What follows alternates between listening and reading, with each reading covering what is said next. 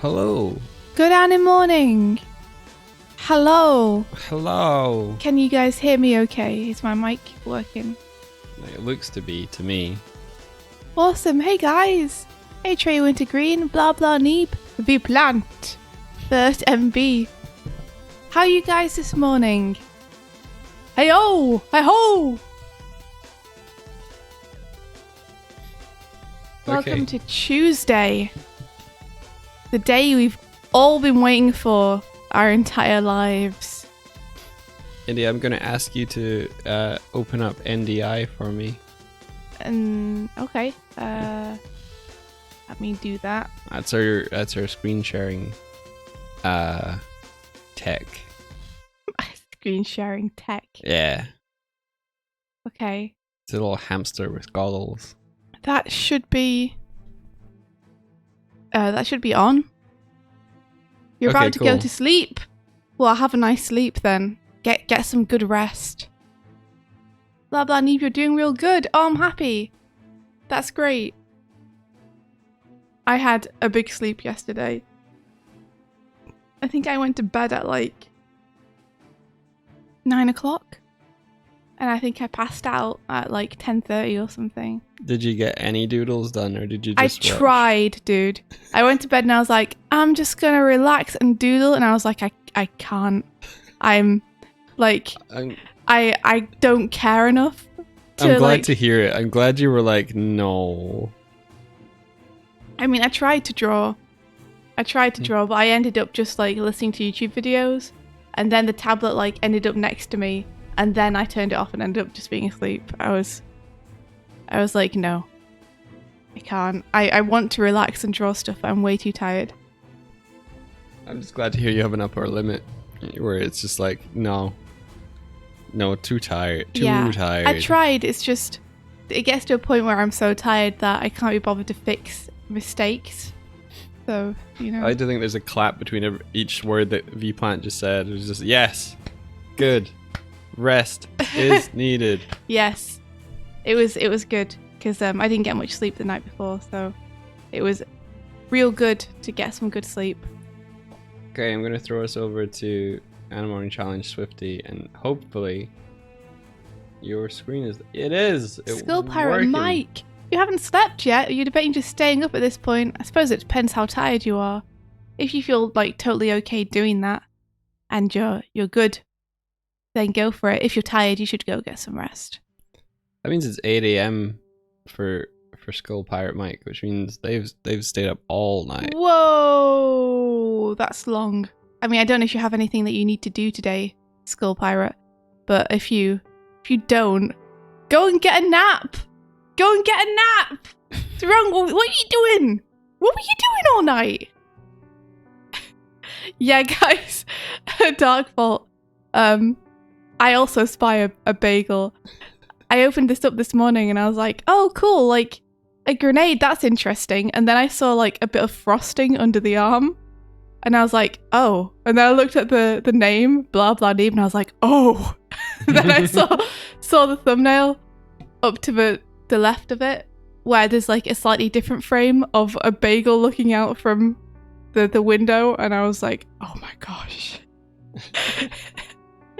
It's bagel. It's bagel. It's bagel. It's bagel. Well, you have the helm. Yeah. I was just reading chat and That's saying hello to people. Aw, Trio Wintergreen, we love you too. Go and get some good rest. Night night. Oh, your freelance life got you waking up at noon. It's easy to do that when you're freelancing. Especially for all those who are self-isolating as well. Like, that's something that Mike and I are used to working from home. And that's part of why these morning streams are so good, is because they give us structure to the day. So we know we need to be up, you know, at 7:30, 8 o'clock to do these.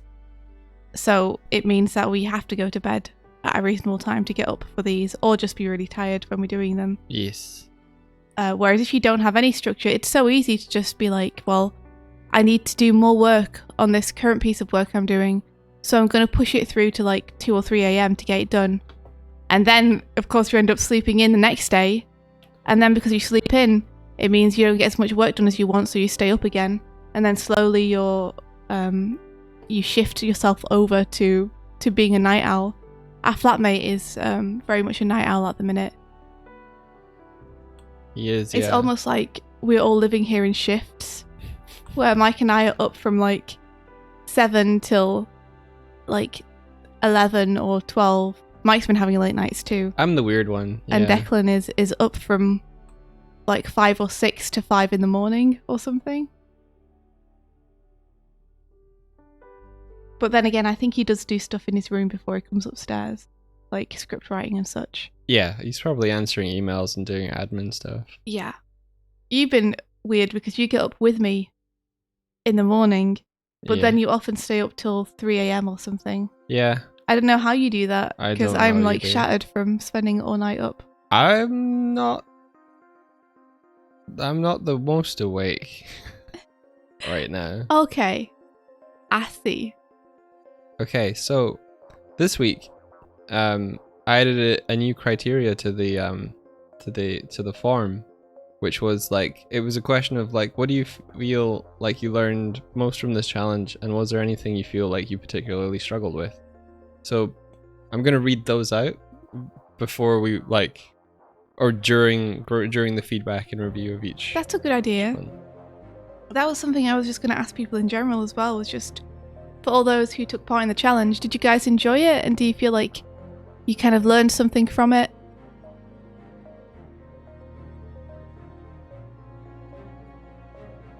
I'm just looking at the Plant says, my problem is that I tend to work all the way till about 11 p.m. And then if I don't do something relaxing, like watch a movie, I can't sleep. So then I gotta stay up and watch something. And then relaxing turns into multiple hours because the show is good. Sometimes I do that too. Sometimes I'm like, I've worked really hard today. I deserve to wind down. But my deserve to wind down happens at like 1 a.m. Which isn't great. But MB, you loved it. Awesome. Cheshire loved it. Oh, I'm glad you guys learned stuff. Alan, Alice, that's great. You can spend more than 3 hours on it if you like.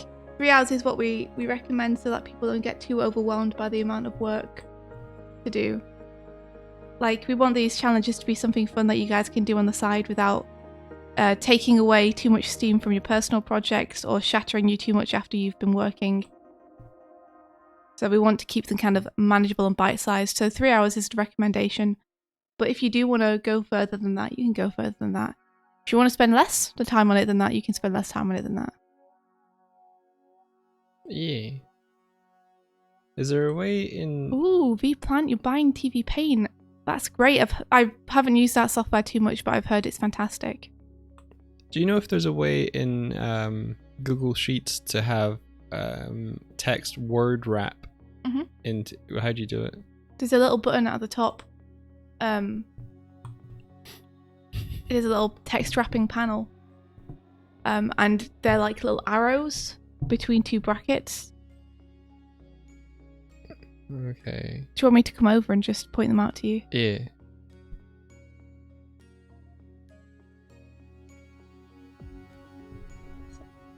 There, a little drop down text wrapping.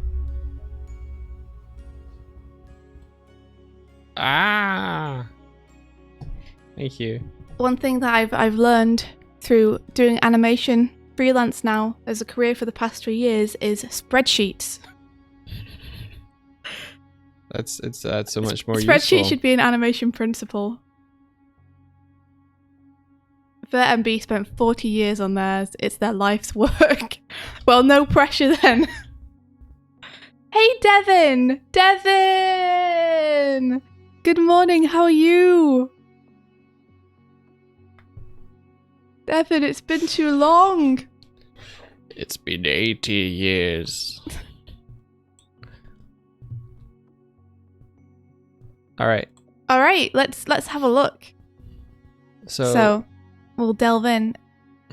Blah blah Neeb said to the question that they learned, drawing hands and smearing. I struggle a lot with 2D animation, but using reference helped a ton.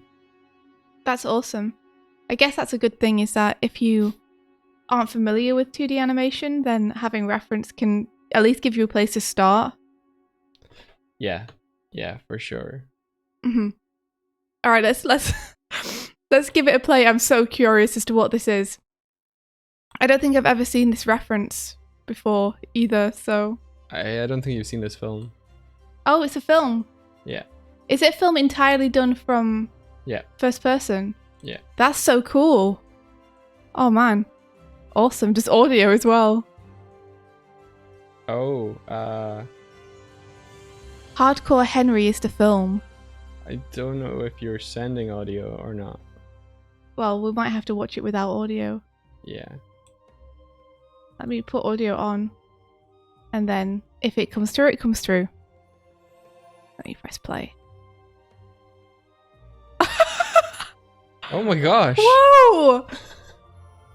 Oh my gosh, this is so cool. What the hey, man? Whoa! Oh my gosh, this is amazing. This is the film I need with Bagel. Like, I want human person and Bagel together in this adventure.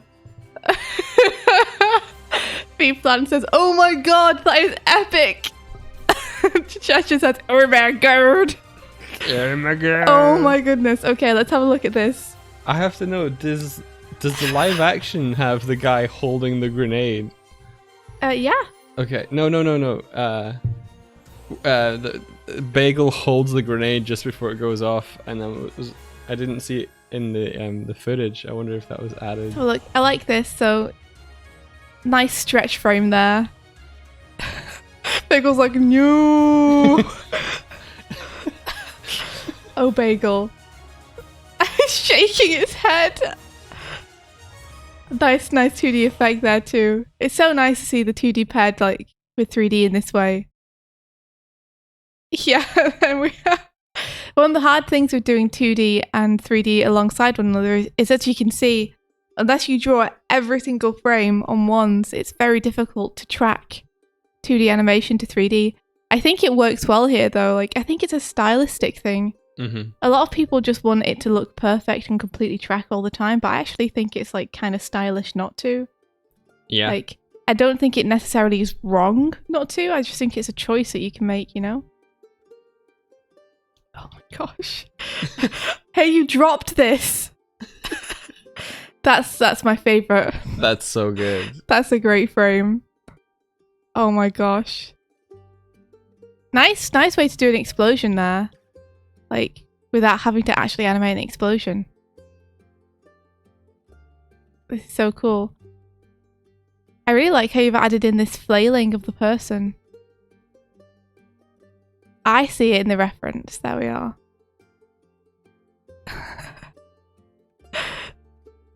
I like how you have Bagel come in a bit sooner, so we have time to register them. I like that Bagel saves this person, even though this person just blew Bagel up. This is like a dream I had about Bagel. Really? No. Oh. But I wish I had a dream when me and Bagel were just cruising along a highway. Grenading some carrier vans. Yeah. I mean, I don't really have any feedback. I think this is this is effing perfect. Oh my gosh, like what could I even say about this? I think this is wonderful. Like, this is a different Bagel on the bike, isn't it? To the Bagel that was blown up in that truck there. I assume so. This world where there are multiple Bagels. They come in packs of 12. They come in packs of 12. That'd be so perfect. That would be a baker's dozen. Baker's 11. That would be That would be a cool title for the film. Baker's dozen. No, they come in packs of 12. Impact 12. Yeah, I like this. I like the acting that you have on Bagel of him just being like, no, don't do it. Yeah, this is really fun. Oh my god, I wasn't expecting something so epic from this. This looks like it was really fun to make. Look at that truck go.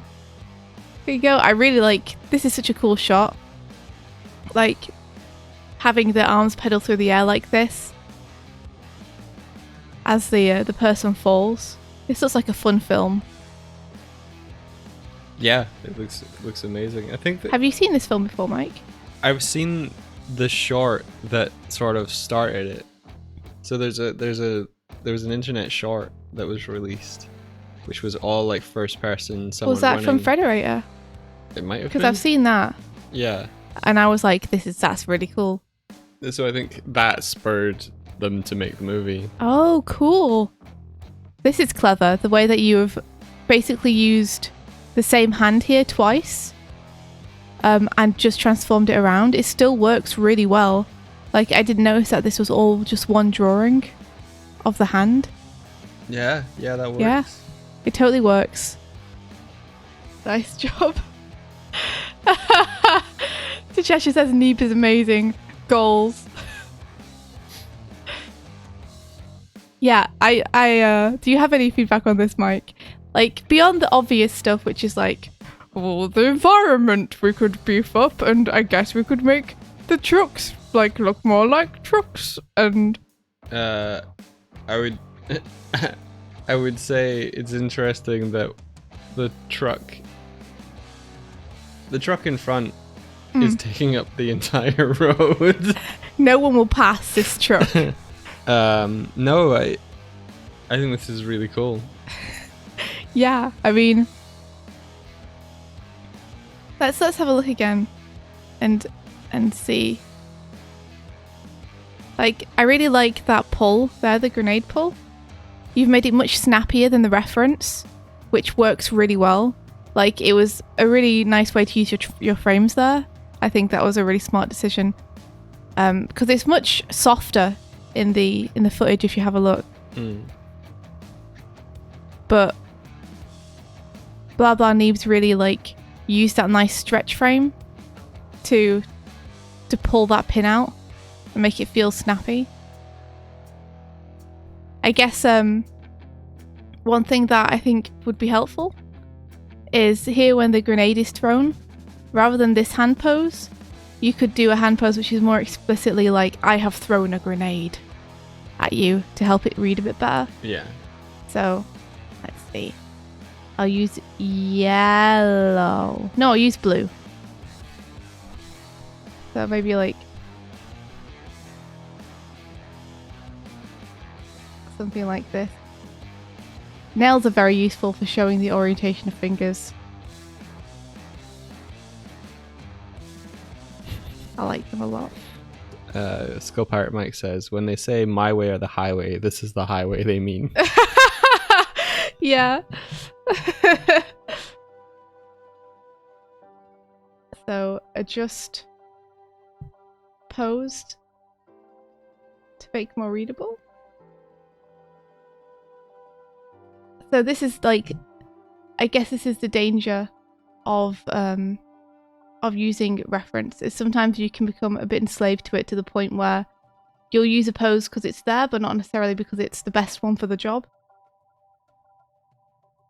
I like that you've tried to retain, because there is a style and a feel to the way that Blah Neeb's drawn. I like that you emulated it in your draw over. I tried. It's great. I mean, having the addition of the grenade like glowing is really cool. Yeah. Because that shows anticipation. Yeah, I mean, you could refine these drawings a little bit. I think they work as is. They're across the screen so fast as well, you know? And that's the same one again, reused, which is very smart. That's the same one again, reused, but we don't notice these. Like, it just feels like they're pedaling their arms.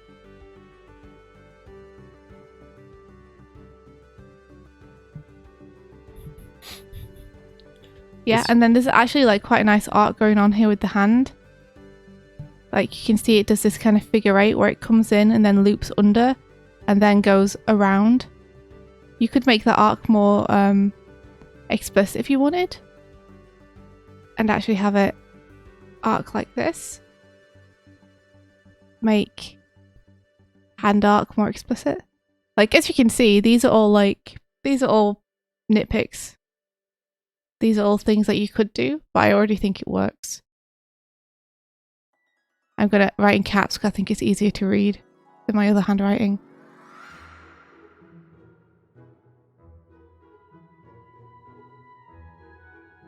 I feel like I have to give you guys some kind of feedback.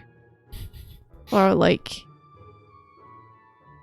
I'm not doing my job. Fair enough. So I will try and find things. I think this is an impressive shot to try and recreate.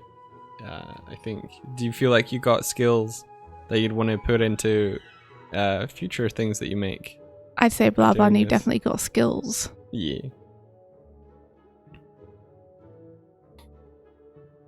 We really do like Bagel. Bagel is the hero we all want. I think at this point, Bagel's reaching mascot status.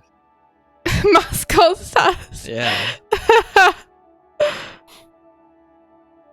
Oh, Bagel. The adventures you get into, Bagel.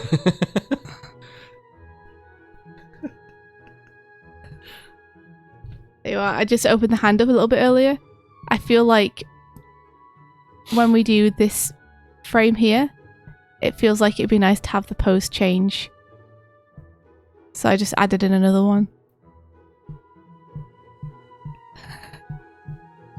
I like that we have the Bagel looking round.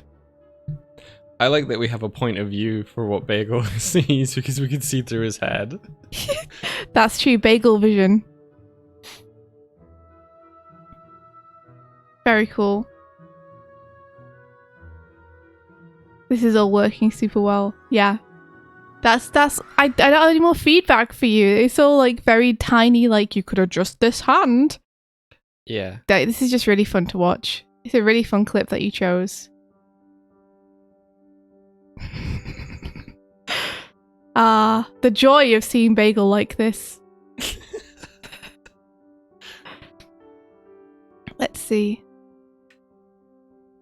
Yeah. I think that's everything. I think so too. I'm just looking at the truck and wondering if it looks maybe a little bit light. I don't think there's much you can do about that. I think that's partially due to the fact that you can't really distort your truck on the impact. They could. It just kind of has to topple. But yeah, if you added a few effects to the truck there. I don't know what it's specifically called in Maya, but in Blender there's a thing called a lattice modifier, which gives you a shape around things that the modifier applied to, and you could distort the cage, and it distorts the stuff inside. Mm-hmm. I would use that to like crush and distort something and stretch it. It's just this bounce here feels a little bit weightless for the truck. It feels like it's a Monopoly piece. Hotel's got wheels. Yeah, I think if you added an explosion or something to shake the cam when it hits again, or you distorted it in a way to have it crumple, it would maybe look less like that. Like, the beginning bit where it flips is fine, it's just when it bounces off the ground, there's something about that bounce there where I feel like we're losing the weight. Maybe it just needs to hit harder and bounce up a little higher, so it's less even. It kind of feels like it's rolling, like it doesn't go down as much as you expect it will. Mm-hmm. So yeah, that's what I think you could improve. You could make that. It actually would bring up the feel of the whole sequence more to have that truck feel heavier. It's almost like the straighter you play it with the animation and the more convincing you make the drama here, the funnier it is because of Bagel.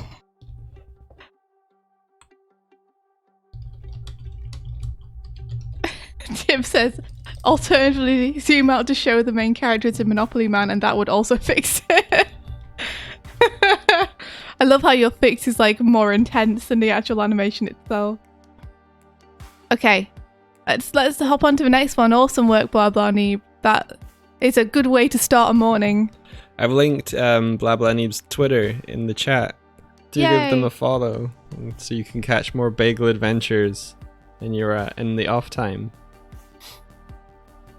Talkball says must smell nice. It's close to Bagel.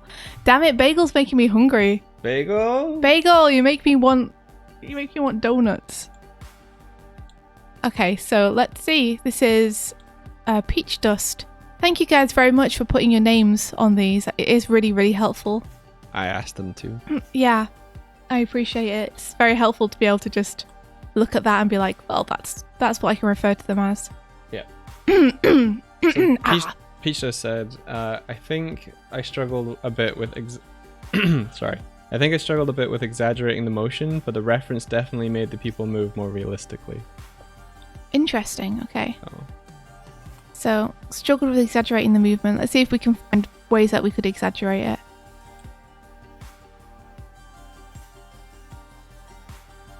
Oh, nice. Yeah, like, I like that you're using grids here. All hail the grid. Yes! That's one thing which is nice about using reference as well, is that it forces you to use angles you might not otherwise use. Which is very fun. Like, I feel like... Sorry, let me keep playing it. Go ahead. In the second shot, we're a lot lower Yes. to the ground in that one. And that isn't quite communicated with the way that you've placed the grid. Yes. I agree. Yeah. So if I pause it... Ooh, I can't pause it. Hold on. There we are. If I pause it here, so you can see in the video reference up here that it feels like the camera is placed like underneath these characters, whereas in your shot it feels more straight on. Yeah. I'm not sure that's something you can necessarily fix at this stage, but it's just something to keep in mind for future. Is if I do a little sketch-a-rooney up here over the top of the footage, it feels more like we have this kind of thing going on. Yeah, if you look at the a good clue is if you look at the ropes around the ring, because the you're seeing them, they're sort of angled downwards. That way you can tell that the vanishing, like if you had a vanishing point in there, which would be somewhere around The mid middle. calf. Yeah, it's a good indicator. Yeah. So with a vanishing point around the mid calf, which would be here, I think you'll be looking at something a bit more like this.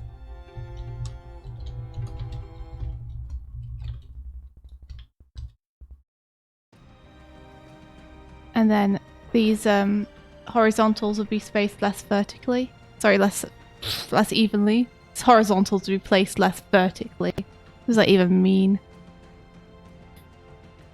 So that we really get the feeling that the floor plane is coming towards us. Yeah, this sort of thing, staging is important.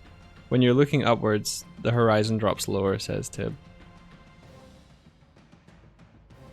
So I'll look just right up here. Watch staging. I kind of wish that there were nicer brushes for Sketchfab, because it's kind of difficult to write with these brushes. I mean, do you have any other software that we could use? Well, this is like a really good way to do it. Yeah. Because of the scrubbing and everything. So like I have, you know, the usual software. I have Krita, I have Toon Boom. Okay. Watch staging. Cam is low in this shot.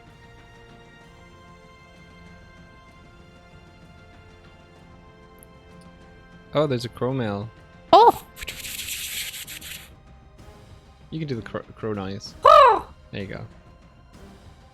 Wasabi Cheetah says, I just want to hear the crow sound. XD. I love you, stamps.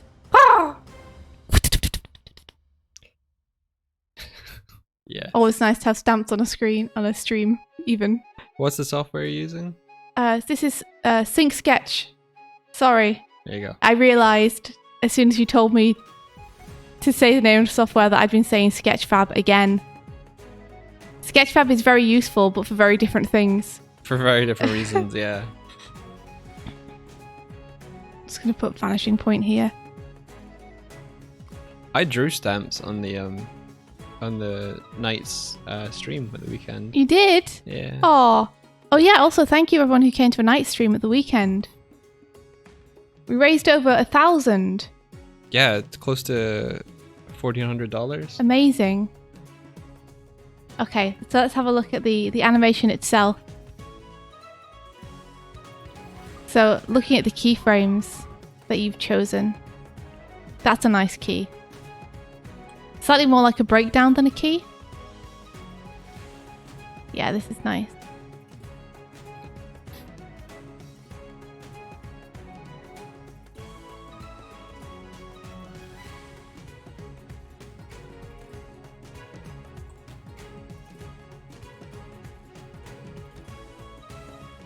One thing to be aware of too is where your character's feet are.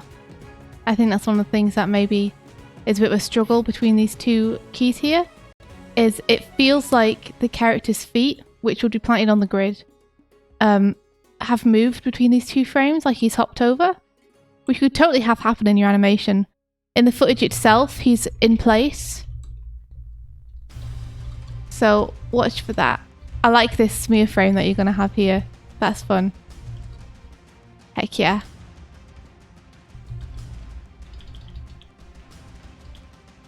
Yeah, and don't be afraid, like, when it comes to exaggeration, don't be afraid to clarify those silhouettes and really make the most of them. So, bless me! Wow, wow, wow, wow, wow. So you were saying that you were having trouble exaggerating with the animation. So, good way to exaggerate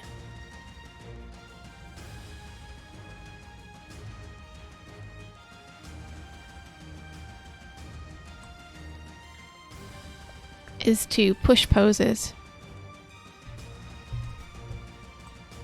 So the way that I would potentially push this pose is he's got a knife here, right? Yeah. He's just bringing it up here. So it's basically this pose that you chose to do. I like the way that you've tilted the knife here so that this negative space is less even.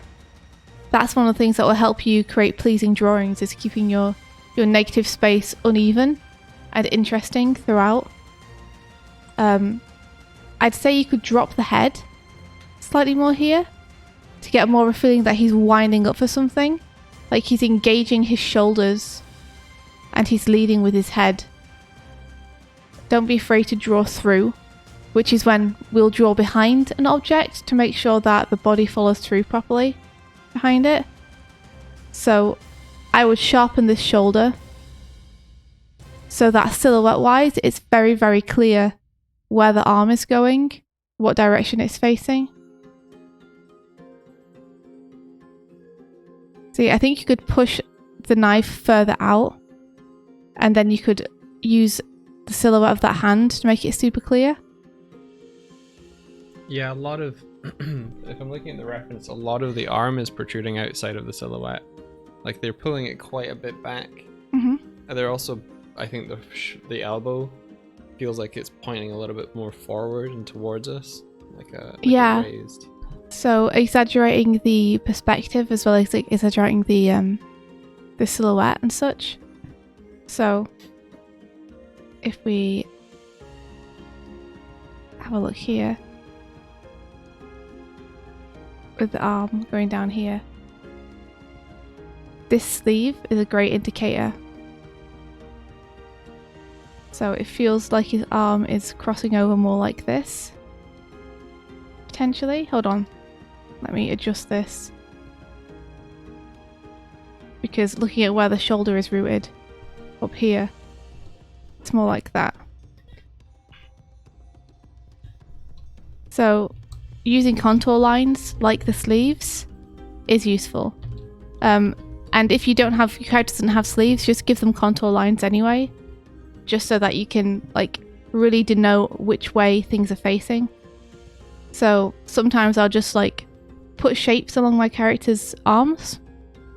So if I have an arm, I'll draw a wrist divide just to show like what way the wrist is facing. Or I'll draw a contour line across the arm just to show which way the arm is facing. Cross contours are a really good way of indicating form in a shorthand way, where you're not having to like overly render, but you can also show the tilt toward and away from the viewer with the way that you draw the arc across the contour. So if it's more flat on, that contour is going to be flatter, it's going to be more of a horizontal line, but as it moves away through space, it's going to curve more and more.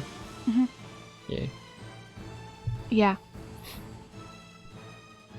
Tibbs says, my main feeling with this one in all of these poses, with this one, is all these poses could be pushed further. The reference movements are bigger and the torso specifically moves a lot more.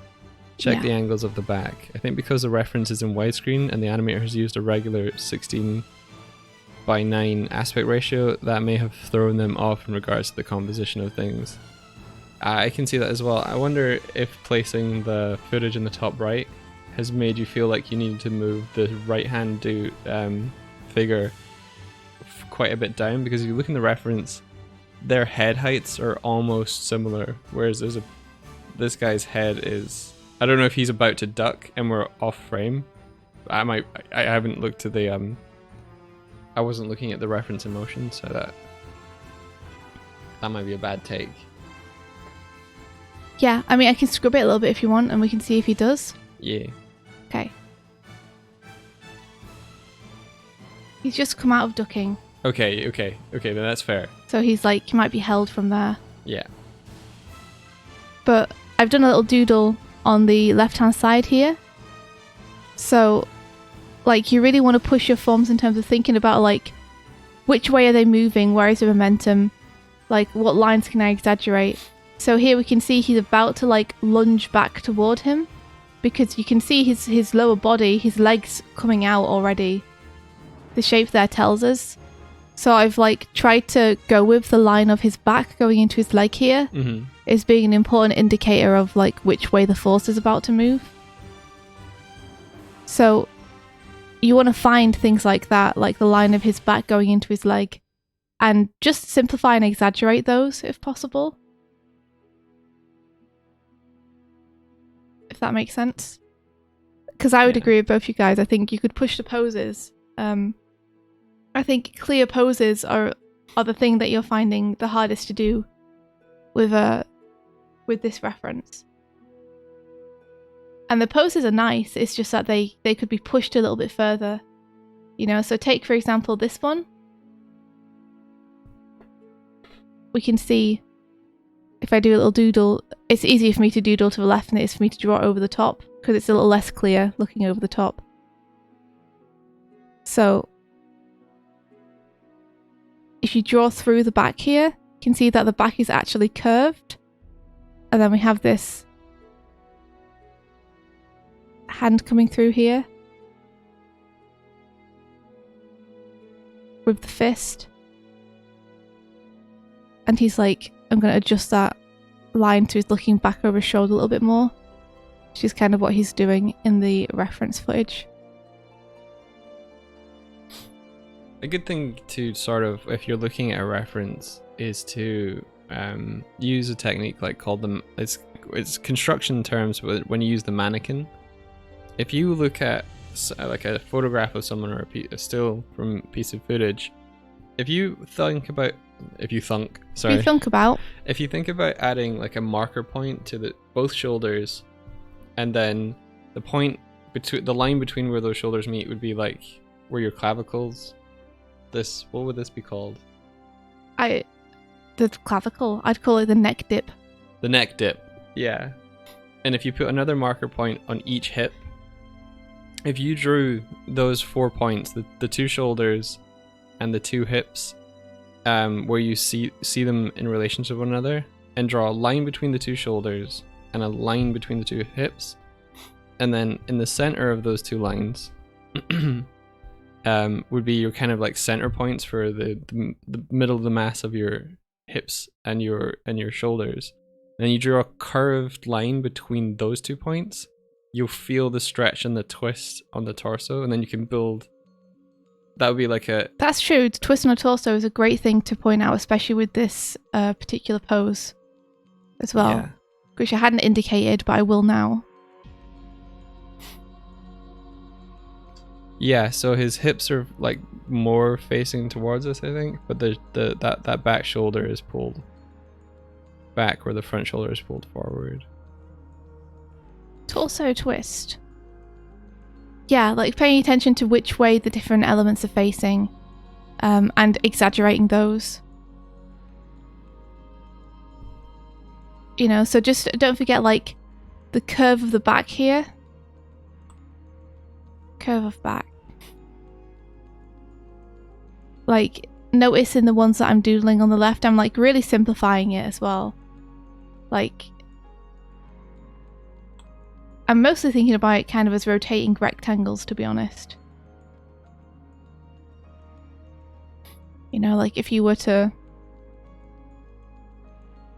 draw this, it would be like...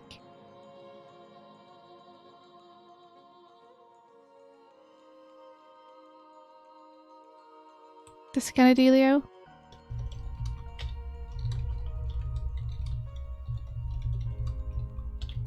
The technical term is jug pit. Is that true? Animatooning says that neck dip is called suprasternal notch or jugular notch, which is easier to remember. Jug pit. Jug notch makes sense. Junk notch. Jug notch. Oh, jug notch. Gotcha. My name is Jug Notch. Jug notch. Yeah, I think the poses exaggerating is the main thing I would say about this animation. Because the keys and everything that you've chosen communicate what's happening. I think they could just be pushed a little bit. That's all. I like your shorthand as well. Just always remember to keep the torso lines, the center lines on the torso and such, as well as the face. Like, you've been very good about making sure that the face has crosshair. I'd say doing the same for a torso will help you with the twists, and really think about the twists in particular. Like, how is this person's torso twisting?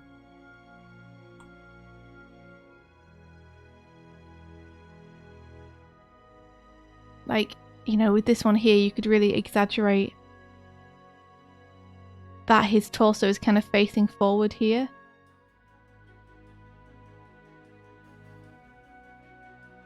And then twisting to the side down to his hips. Which I think would help the pose a little bit. And then we have this side-on bit. Let me just get rid of that on this frame. There we go. And I mean, aside from the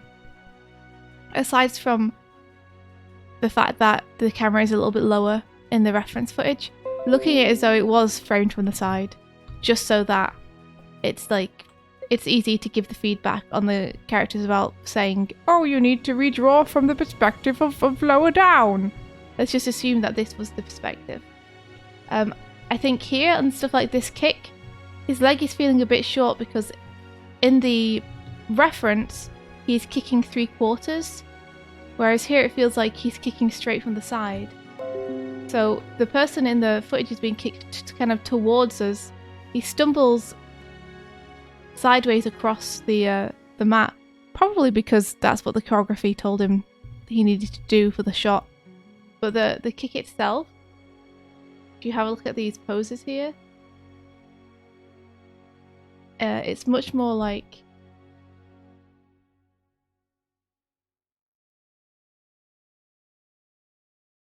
I'm just gonna sketch away from the mic for a sec.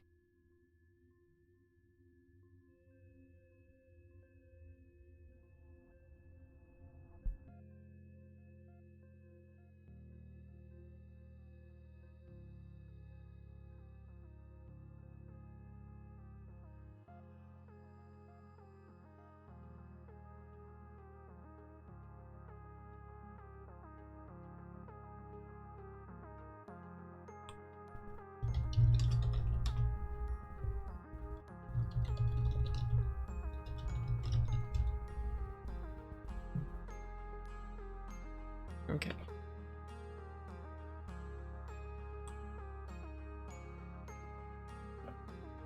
Oh, David was doing like a painting, and I was giving him some notes.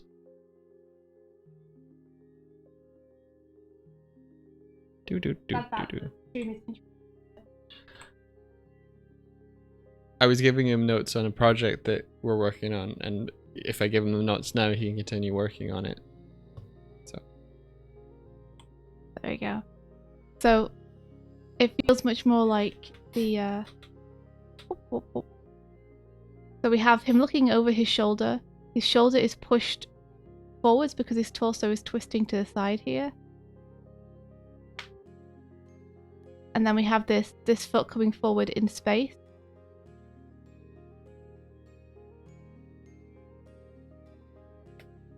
Like this. And then his foot is actually pointed a little bit further back than I currently have it. It's like back here instead.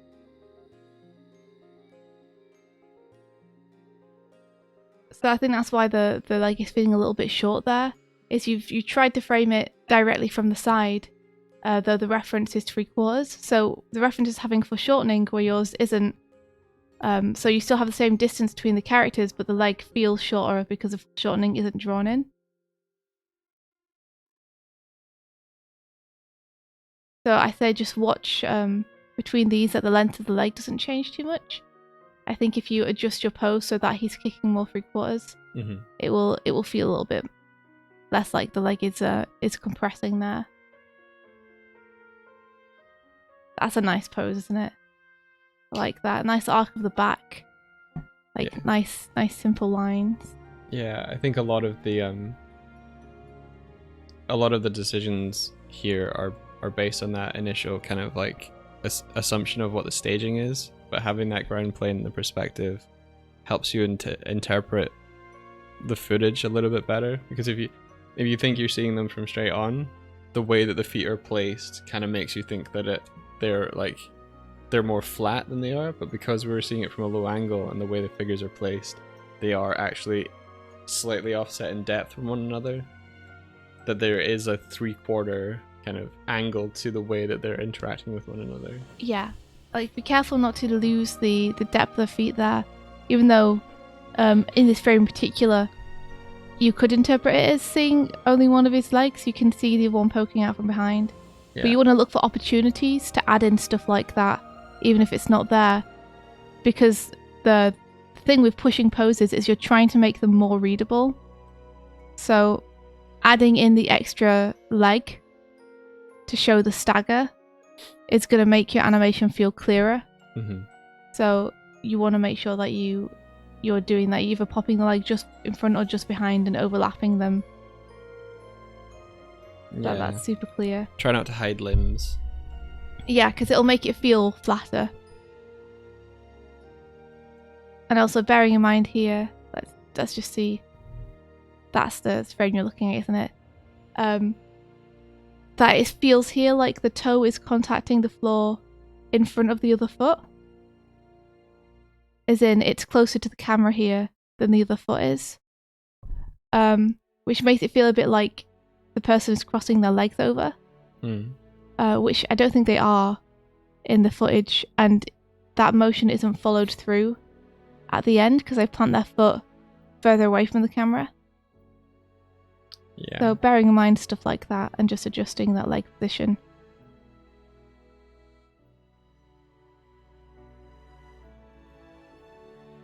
Okay, I think we Turning can up the foot there. move on to the next one.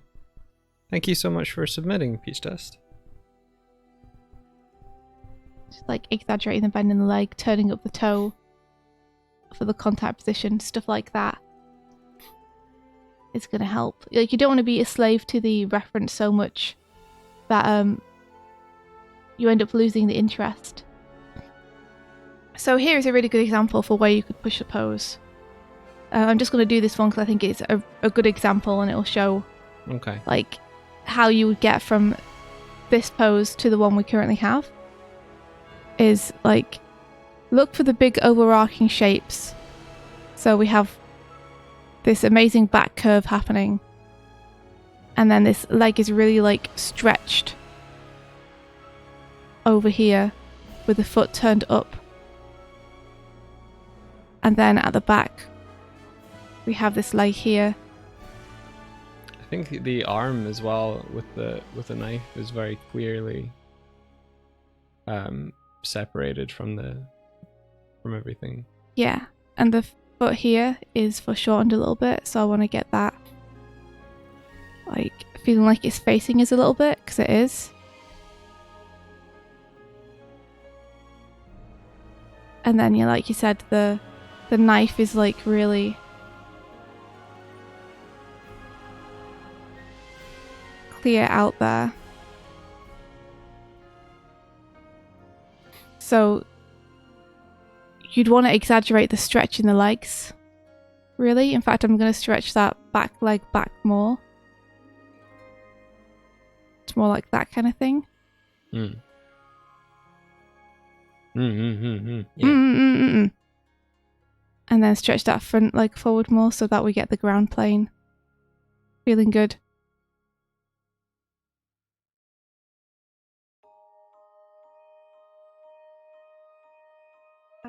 I'm just checking, like, did I actually put the right foot in front? Because this leg is actually in front here. Yeah.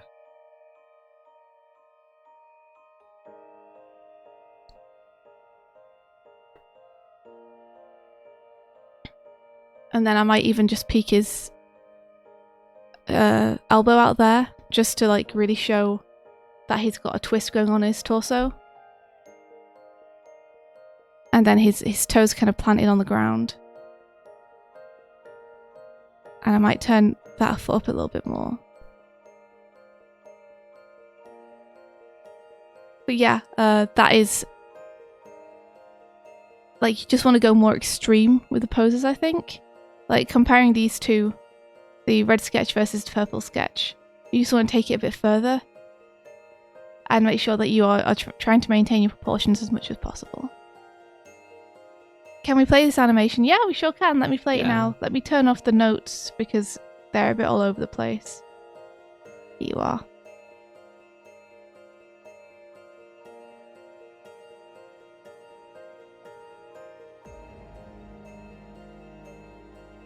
I think a lot will help as well from just matching up their motions a little bit more. So when he kicks, the reaction is immediate. Yeah.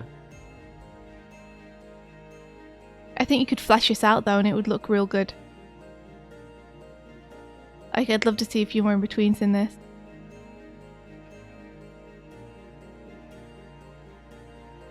But yeah, awesome work. Nice bit of footage as well to choose. I like that it's like pushed you to push the angles. It's very difficult to interpret footage like this. You know, it's rough. But it's also a great learning exercise. I think this is really going to help you push your poses. Like, just looking at, if I get my blue pencil, like the tilt on the actors' heads and such, and where their center lines are. Sometimes I'll like draw over footage like this just so that I can really tell where stuff is. And I won't use the drawers in my animation, but I will use them to figure out exactly what's happening. Doing that will give you a feel, like you'll feel out the shapes by having drawn them. Because drawing is like almost two parts. There's seeing what you've drawn, and then there's feeling what you've drawn. Yeah. Like, I think having this like upwards angle on the head is cool and important and different. Feel. Yeah. Also, feel free to like semi-transparent the reference if it's overlapping your animation. Oh, it's a bit late to say that now, Michael. How? Well, because people have already submitted. This is feedback. If we happen to do another reference one in the future. Yeah. Tib says also line of action. Yes, line of action is important and good. Let me put a note of that somewhere so we can... I'll put it here. This is a fun one. Oh. Line of action.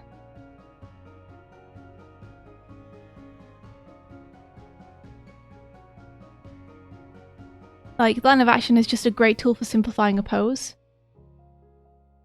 because it shows you the main thrust of the pose without you having to write anything more than one line. Please do another reference one in the future. Yeah, I totally will, because actually it seems like people have been learning a lot from this reference one. So I'll definitely do another reference one in the future, for sure.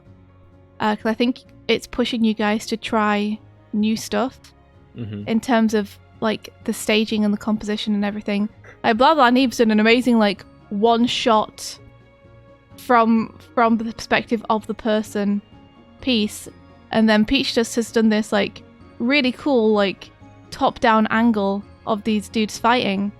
I think these are really fun things to try that will really help push your guys' skills. Is that the technical term for the jug notch? The suprasternal notch? Uh-huh. You said like you knew that. Yeah, well, Habbo said in the chat a little while ago. Okay, I missed that. Yeah, let's hop on to the next one. Nice job, Peach Dust. Looking super cool. I hope that you get to flesh this out a little bit more if you want to, because that would be really cool. Oh my gosh. Draco. Wait, is this from a Harry Potter musical? Oh my gosh. Draco is my favourite character in that. So this is Psyche. Psyche says, I definitely need to improve on my human character consistency. Also, my deadlines, as I forgot to finish this off. Don't worry. We are not hard asses here. Whatever you have is going to be fun to look at. You've seen this one. This is amazing. Okay, I'm excited because I fucking love Draco Malfoy in a Harry Potter musical. I don't think you've seen Draco in a Potter musical. I've seen it over your shoulder, but I haven't watched it properly. Okay, I'm excited to see which part you've done. Let's have a look.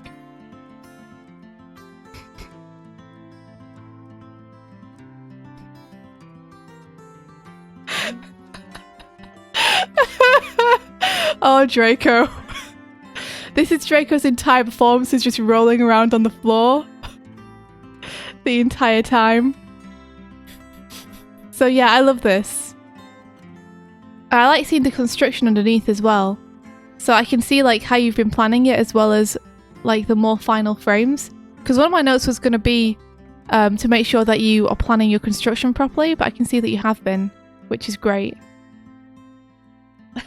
Sam Raniel, I love this. Yeah, Draco is awesome in this. Let's have a look at which keys you've chosen.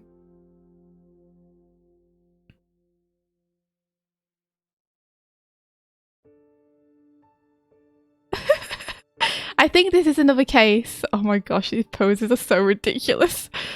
I think this is another case where exaggerating the pose and simplifying the pose will really help you. Blah Blah Neeb, if you've never seen this, a Harry Potter musical is a really ridiculous musical by a team called Star Kid. And I would recommend it.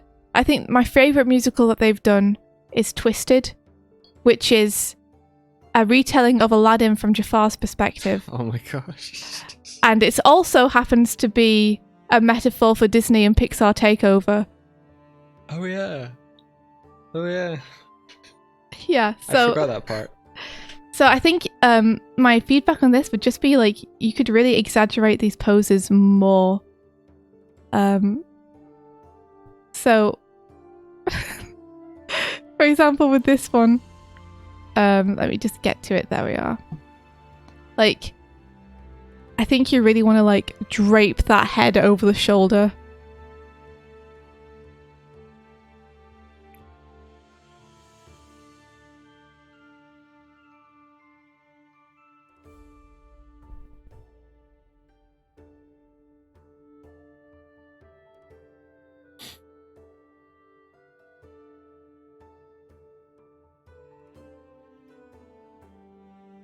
So these are the kind of things that I would like push if I was doing it. So watch for line of action. And exaggerate the angles, I think. Especially with the head. Because the poses that Draco is pulling with like their head lolling around everywhere is amazing. And exaggerate angles. Yeah, there's a real arc motion to the way that they're kind of lounging back in that first motion.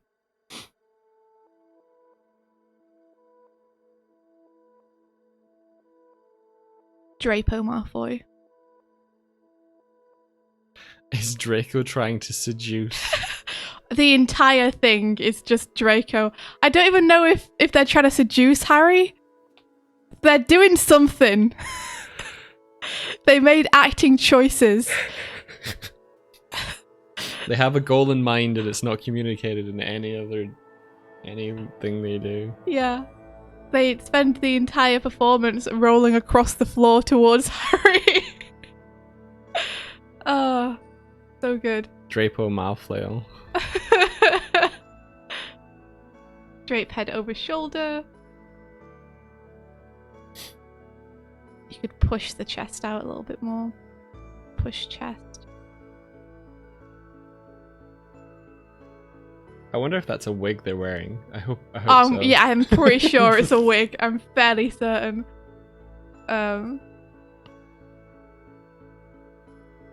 Twist torso. And you can carry that kind of exaggeration all the way through it. So, for example, these poses here, where I have this amazing bit here. Yeah. Like, just look at that curve there. Like, just take that curve straight down. Yeah, it's like, a little tricky push to that see, chest out. but in the footage you can see that their knee is actually pointed back in space. It comes around at one of the frames. Oh, I see it. There it is. Yeah. So it's actually going back behind them. Yeah. So their knee is like here, if that makes sense. So that leg is what's supplying the pressure and the push that's lifting the torso up and providing that stretch. Oh, Draco. It's helpful too because you can see the center line through the shirt buttons here. Yeah, they're full on opening up their hearts. Yes, their hearts and other things are being opened up to Harry. And then with the head here, again, remember you can exaggerate the angles, so like really push the face down a little bit there to lower that center line. So they're like looking up at them. And then pushing that shoulder into the face a little bit. And like flinging that arm. Flinging that arm over the head. Like, I think keeping it gestural is a good thing to think about. So it'll stop you from getting too caught up in the anatomy. So one of the things that Eric Goldberg recommends, who is the very cool dude who animated like the genie in Aladdin, he animates Phil in Hercules. He's known for doing very cartoony, exaggerated characters. Yeah. The thing that he recommends in his book, Character Animation Crash Course, which is a really good book that I recommend people get. Like, my two golden animation books are Character Animation Crash Course by Eric Goldberg and Animated Survival Kit. Animated Survival Kit is great for all the technical stuff, and Character Animation Crash Course is great for the non-technical stuff. Okay. And in that book, Eric recommends that you do gesture sketches first and then you put the anatomy on top. Because if you think anatomy first, then it limits your posing. Okay, gotcha. You know, whereas if you think in gesture first and then put the anatomy on top, you end up maintaining the exaggeration and the feel of the pose, but you also ground it more in reality. So you build their physique around their movement rather than their movement around their physique. Cool. Yep. Keep it gestural. push angles. V Plant says Eric Goldberg is a legend and an absolutely delightful human being. He's always wearing cartoon character shirts and with suspenders, and it's great. Yes, that is 100% the aesthetic that I wish to embody. And look for line of action.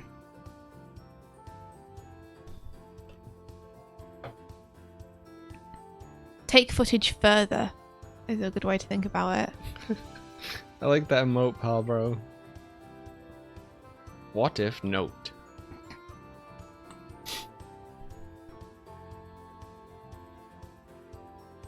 Those birds are having a great time outside our window.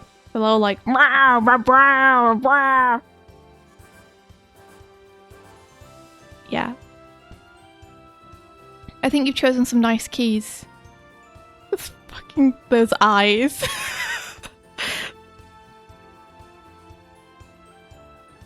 Yeah, so same, just make sure that you are really like pushing these angles. Like you have a great opportunity like here to really straighten the back out. Because you see that there's almost a line just going straight down here that you could use to really exaggerate. Keeping their face looking up at Harry. And just using that shoulder as like a hard line for the back there.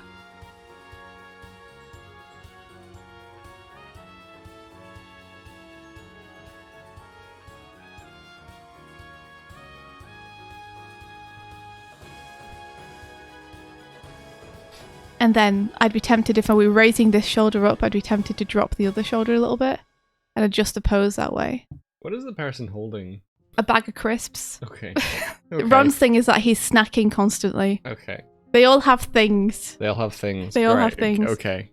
Draco's is that Draco will just slide across the stage exclusively on their belly, writhing their way towards the other characters.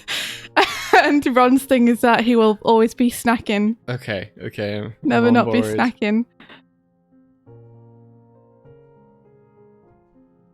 V-Plant says, it's like the gesture is the energy of the movement and the anatomy is the fleshy bits binding the energy to the mortal vessel. Yes. It's a very good and villainous way to think about it, there, V-Plant. My mortal vessel! The mortal coil of which I ran out of steam. Start with the energy goop, then add the AT field to hold it together. Indeed. What does AT stand for? Absolute terror. Really?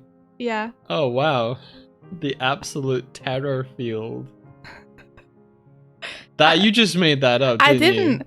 Well, I either like that's what it's called, or they just happen to flash absolute terror field on screen during the introduction to Evangelion in the opening. Well, that must be what it is then. That's what I thought. I think they literally write absolute terror field across the screen, and I'm like, okay. Oh. Nice job, Psyche. Like, great clip to choose. What did Psyche write that they feel like they learned anything, or? They said I definitely need to improve my human character yes. consistency.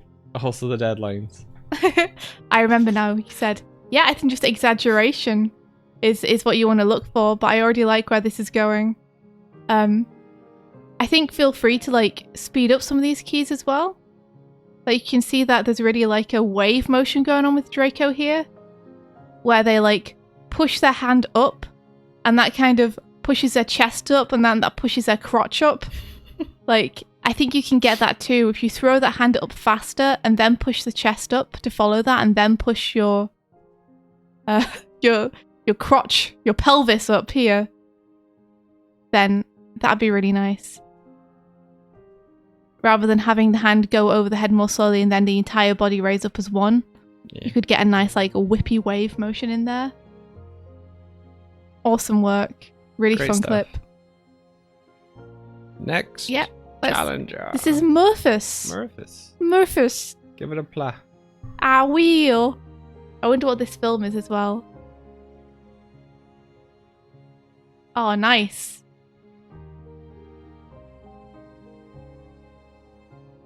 So let's see. one thing that I noticed immediately that I think is different between the two is that it feels like there's a lot of movement in the animation, but not so much in the actual footage. And I think that kind of helps sell the impact a little bit. And I'm looking specifically at the character's head. So if you look at the stabber's head, I'm going to call him the stabber because that is what he does. Stabber. That's his function in the scene, is to do the stabbing. He has kind of a motion where his head swings after the blade. The blade goes first, his head follows through because it's pulled by the shoulder. And then we just have this like slow settle to the left. Whereas the head in the animation, like it feels like the arc is not very consistent. So it bobs around a fair amount. So I think one thing that you could maybe look to adjust, to push it a little bit, is to give that head like less of a bob. So we can see there's a really extreme arc that it's on here. And then we have another overshoot at the end. This might be something that you added in deliberately, in which case, if it's a deliberate choice, and I'm not critiquing your choices, you can totally do that. But I think a nice slow out on the head and a nice controlled arc there will make the stab feel, by contrast, much faster and much more ruthless and deadly. Like, that's a nice thing about this clip, is the exaggeration, sorry, not the exaggeration, the contrast between the very fast smear of this hand coming in here on the footage. I just want to ask, can you hear the crows? Yeah, can you hear the crows? They're going bonkers right now. They're going mental. Buffy's enjoying it. Buffy's just staring out of the window.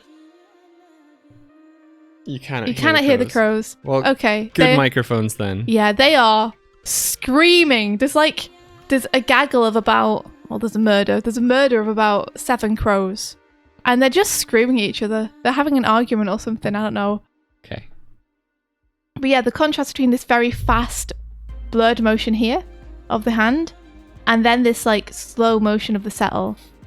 Like, the two are in direct contrast with one another, and because of that, it makes the stab motion feel more stabby, I guess. There's a good feeling of twist on that torso before the stab. stab. I like these poses you're using. Like, you're exaggerating the poses nicely. That's one thing that, like, I can't critique you on. Like, I think you're really, like, nailing the exaggeration here. I love this nice curve going all the way down the figure here. All right, lovely curves. Yeah. I feel like in that motion of the head, when it comes in, it feels like the head is translating independently from the body, the structure of the body and the neck. Mm-hmm. Whereas you want to feel like it's rotating, rather than moving in space. If the body isn't moving, it's really hard to like move your head down when your torso doesn't also move down, which gives it this kind of feeling of odd disconnection. Let's see, watch head settle.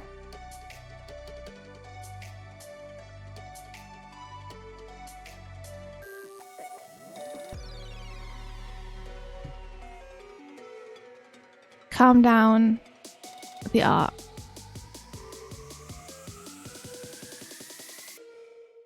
So probably something more like just this, the nice cell at the end. Oh, Marloso, are you Murphys? Cool. Hello. Settle. There we are. Animation where settling is a good thing to do. Hello there. Well, hello there. Nice arc of the stab. Yeah, that's super strong. nice. Yeah. That sound effect. There's a sound effect that keeps playing when the stab happens. I can get it so you're sending your sound to the stream if you want. Oh, that's okay. Okay. And likewise, I think probably you want to just calm down the victim a little bit in terms of his torso movement. To have that also do like a kind of slow settle. This is great though. Yeah, I like it. The twist and the energy is all there. I think you just want to watch your arcs is the main thing. So let me put a note. I'm always trying to find a colour that works well against the background, and I never managed to find the right colour, so everyone's notes has like 3 different colours of me trying different stuff. It's okay. Watch arcs. Nice energy. Yeah, because the thing about this shot that I'm noticing is in the footage is there's a real contrast between the attack and the follow through, because it's just like really fast, and then you have that immediately contrasted with the sort of like just that pull. It feels like there's that resistance and that slow kind of reaction from the guy that's just been stabbed. Tib says, I just saw a final version of a shot I did for work, and there's so much post-processing I didn't even recognise my shot, and for a moment thought they just decided not to use it. But they did use it. That sucks. Does it look good? Or did they like describe it? Like, did they obfuscate it? Let's see if there's anything else I can say that I think would help. It'd be nice to have like a background playing, but you know, that's just to give it a sense of place, so it's not just happening in the void. Yeah, just be very conscious about what's happening with your arcs, I think. The arcs are the main thing here. Like things like the hand, the heads. I think you have a nice arc happening on the body. There's a bit of an overshoot and everything that's happening that I'm not sure if it's something that you want. Because things don't feel like they're really traveling fast enough to justify like the head overshooting and then coming back and then overshooting again. So Merloso asks, so less arcs on the saddle? Arcs all the way through. So you want everything to be working on an arc, essentially. Because the human body is based on a series of hinges, everything that we do pretty much has an arc to it. It might just be that there's too much movement between each frame. Yeah, look for very, very conscious spacing and adding in arcs. Let's see. Very conscious spacing.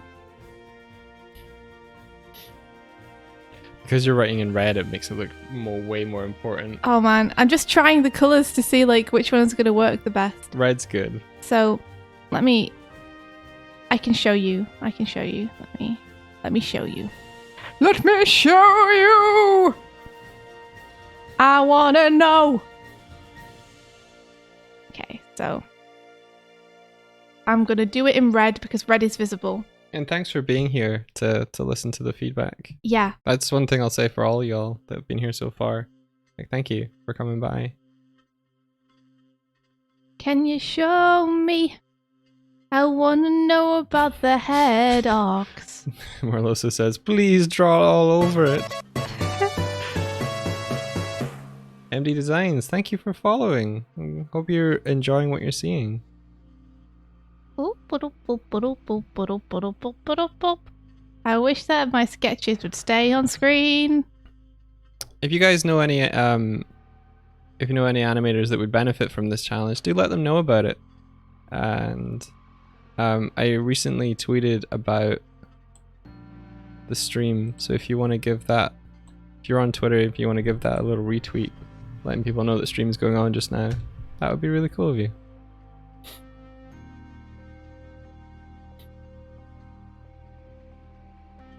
So here, at the end here, we have, whoop, it's still going. No, there we are. So, I wish I could kind of put a white out over the top of the animation to make this a little bit easier to see. So we have a nice arc happening here until we get to the end bit where we have like an overshoot and then it bounces back and then it bounces back again. But the movement has been so constant over the frames that it doesn't really make sense to be that much of an overshoot. So what I would probably do is just suggest that you have more of like a slow in on this arc here. So it would be more like, if you're looking at the center of the heads here,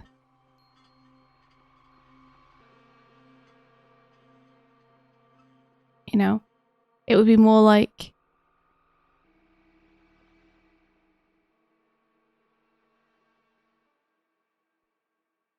And then the last point would be at the end of this arc here. So rather than doing settles back and bouncing back and forth between the two positions... Habbo's saying there's a button, I think it's the T on Sync Sketch, that does a white overlay over the clip. T. If it makes it easier to show your drawings. It will. It will. Where is it? Find it.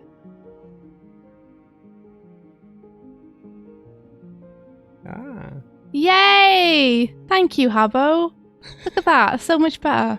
Okay. 2 months in. Yeah, I'm learning. Thank you, Habbo. Yeah. There we are. So it's at the end that the arc seems to get a little bit eclectic, I think is a good word for it. And just before this too, we have this really big bounce up here. I think you might want to calm that down as well. And maybe rather than have a big bounce up and then an arc, if you look at the head shape overall, I'm going to delete some of these notes that I've made, because I've also put them at the beginning of the animation, and that way it'll let me do the entire head arc as one thing. Let me move this.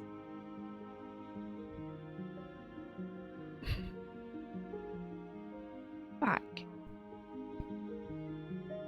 There we go.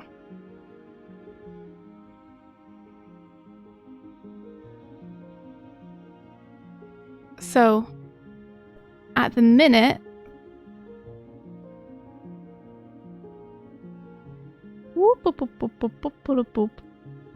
you have this kind of path of motion where we come down, and then we bounce up, and then we come down, and then we have this kind of settle at the end.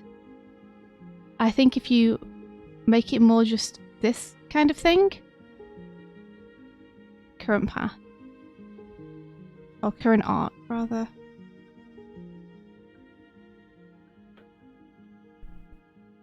and then suggested, just to simplify that curve, that arc a little bit.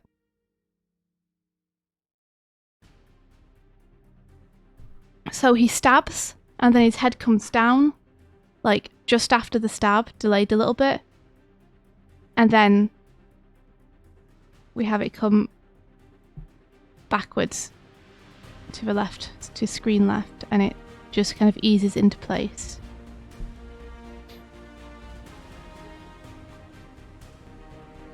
So yeah, so Sync Sketch is great. It's a great program, by the way. I suggest it for anyone who's interested in breaking down animation and looking at it. Yeah, I think a lot of the issues that we've had with it over the last couple of weeks have really been my computer not handling it rather than Sync Sketch itself. And that's like the main piece of feedback I have on this. Like, I think this is really fun. It's got such good energy to it. I really like the energy, and I really like the exaggeration that you're using on the poses. Mm-hmm. You're nailing the twists and everything of the torso, which is really nice to see. Thank you for the follow. Yeah, thank you very much. Sa Cesar. We take this tracing paper off. There we go. That's so useful to know. I should just try all these buttons. I would just keep the tracing. What does ghosting do? Just keep the tracing paper on, I would say. Consider all frames. Yeah, I could do that. I probably will do that. It'll make it easier to see the notes. Yeah. At least you guys know you can do that now when you're looking at the notes. Alright, nice job, Murphus. Thank you very much. Great stuff.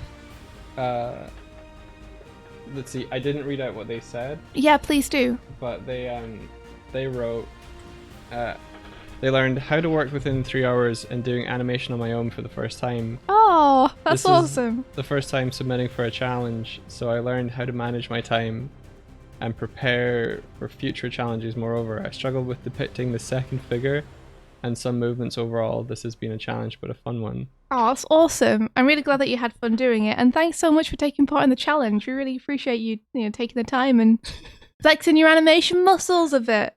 What is this? What is this? Towing. Vert MB. Vert MB. Your time has come. So it seems to be a truck going fast. I think you told me this clip is from the Terminator. Yeah. Is that right? Yeah. It's a Doiginator. The Doiginator. That explains it. Alright, let's have a look. Oh my gosh!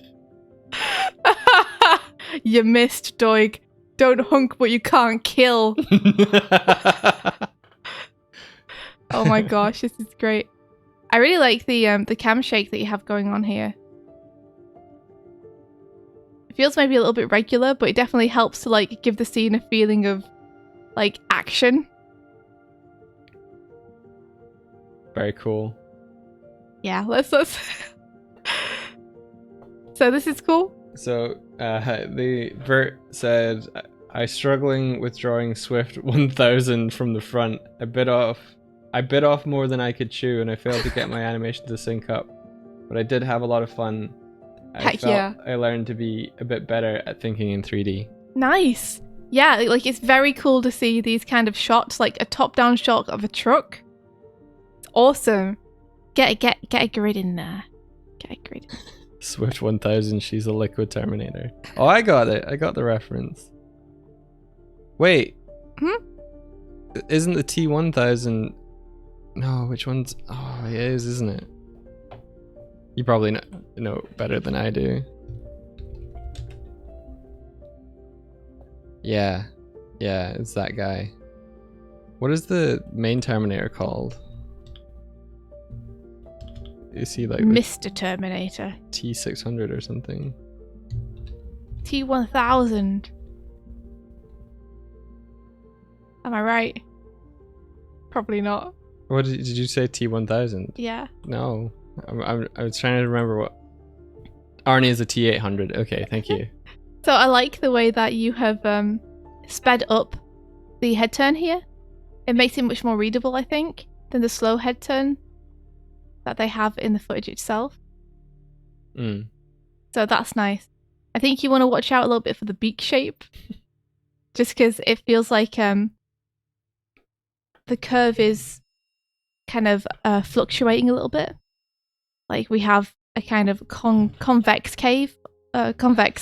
curve on the bottom of the head here, and then a concave curve. I always forget which ones those two are. So I think just like adjusting this a little bit. I just think of concave as something it goes in because you can go into a cave. Oh, yeah, that's good. It's better than my technique, which is to remember that convex kind of sounds like flex, and flexing is like okay, pushing outwards. Fair enough. Conflex curve. Yeah. That's because you think of everything in terms of power. Yeah, I do. And mightiness. Yes, that's also true. So there we are. So I think that'll keep it a little bit more consistent between the frames, just keeping that bottom face curve. Put on that. By the way, thank you for animating Michael and I. This is amazing. Oh my gosh. Doig and Swift animateds give us life. Yeah, this is amazing. Put on the transparent. Oh thing. yeah, good idea, good idea. I immediately forgot that I could do that. There you go. There we go. Yeah. Nice. Do you think you'll work on it anymore? Or are you done with it? I like that the hand starts moving before the head does. That's nice. And it starts moving from the shoulder as well, which is good. Which is good.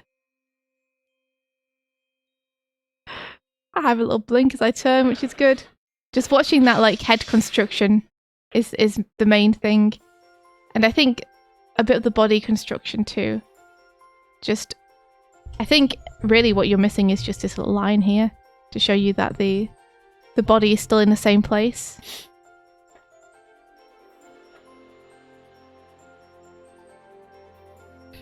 I'll be bear. I'll be bear.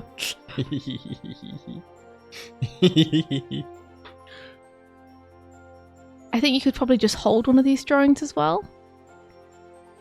One thing that I really like to do a lot, and this is not to do with working from reference, but it's something that I'm sure Habbo has noticed this in my work a bunch.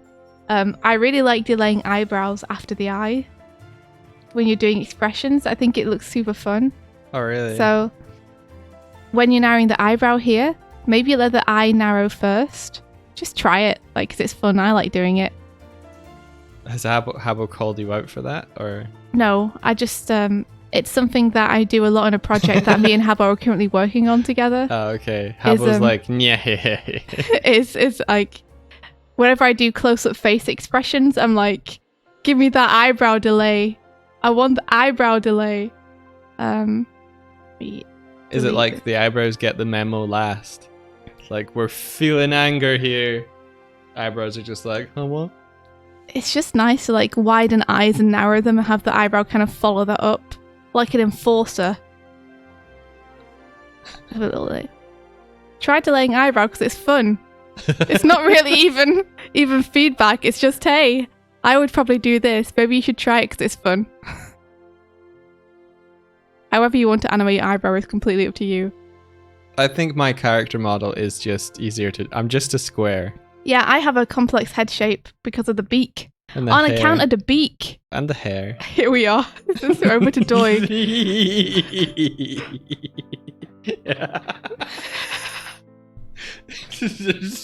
I'm so serious. I like that you added this spin. You added a gun spin. That's cool. Nice. I'm coming to fuck up your day. Yeah, you are.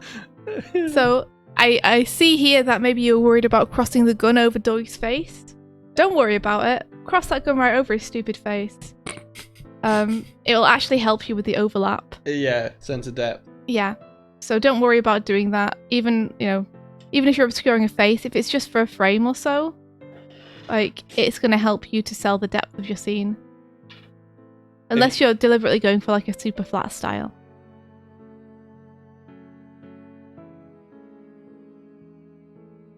Michael's crying. There's tears. I'm just like taken by this idea Of you trying to murder me.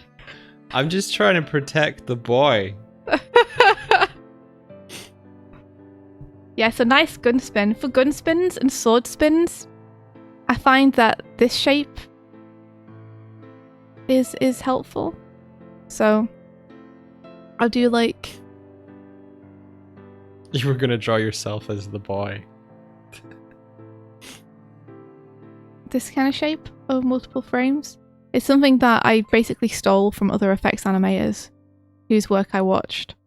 So I can't claim credit for inventing it or anything. But this kind of shape with like this kind of hourglass in the middle seems to work really well for doing things like gun spins, sword spins, staff spins. Did you use that in Night Runner? I didn't, because back then I didn't know about it. This is something I recently learned. Oh. And he just made a face. I know what the face is about now. Do you? Yeah. What's the face? You recently learned about how to do spins. Well, I just looked at what other people were doing and were like, oh, that looks cool. Right. Spins. This seems to work well. India's been watching Rise of the TMNT a Constantly. lot. Like, oh no. For the last 2 weeks, so I think I'm becoming a super fan. But she's noticed that like Nickelodeon don't really market and advertise it as much as Nickelodeon don't know what they have. Nickelodeon don't realize I have an ace up their sleeve at all. They don't know what they got. Because they are not like pushing or advertising the show. So welcome to the Animation Breakfast Club. Mike was telling me that I should just like shamelessly plug TMNT constantly on the streams, and I was like, I'm not going to do that, Mike. No, we will. This is now the home of the Rise of TMNT Appreciation Club. But I am going to do fan art of it if I can find time. Habbo says, I saw the Yes episode yesterday. Yes! It's so good. Oh, that's what made me like Donnie the best. That was the moment. It's like the 4th episode or something like that. The voice actor for him is so good. It's so good. Make him say yes. Make him say yes. If you guys don't know what we're talking about, well, I guess you're just gonna have to feel left out until you watch it. If you're sleeping on Rise of the TMNT, don't watch it. Yeah. Shout about it. It's And amazing. The thing which blew my mind a little bit, and I'm sorry to talk about this over the top of your review, but I know that your review now has a big chunk in it where I talk about turtles. But the thing that blew my mind as well is that I remember first watching the show like a couple of weeks back and really being blown away by the animation in the first couple of episodes. Mm-hmm. And then I went back and started rewatching it just because like I really enjoy watching it. And after seeing the episodes at the end of season 1 and beginning of season 2, the animation's gone up in quality so much, and I didn't realize it until I went back and watched the first episodes again, because I remember the first episodes blowing my mind. Mm-hmm. But the animation, like, it just gets better and better through the show. It's so good. The show is full of heart. It's full of It's full of stupid comedy, which but I it's love. all from the basis of the characters interacting with one another. It's so good. Habo's like, how can it get better? It gets better, Habo. It gets better, Habo. You wait till you see some of those later episodes. Oh my gosh. It's honestly kind of mind-blowing. It's the new 2D one, Rise of the TMNT. Yeah. Yeah. Anyway. Okay. So yeah, we have Doig swings it over and he fires. I think that all looks like it's American sense to me. I like that you have his legs are just stuck to the bike because they're not gonna move. Yeah, too powerful to move. Watch that hand arc, I think, as it comes across, because you lower the hand here and then continue the arc up here. So probably if you're arcing the hand like this, boop, boop, then probably you're going to want to be up here and then here and then here, so that we get a nice arc going over.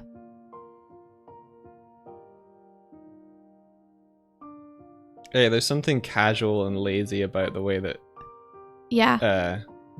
Arnie is moving that gun. Yeah.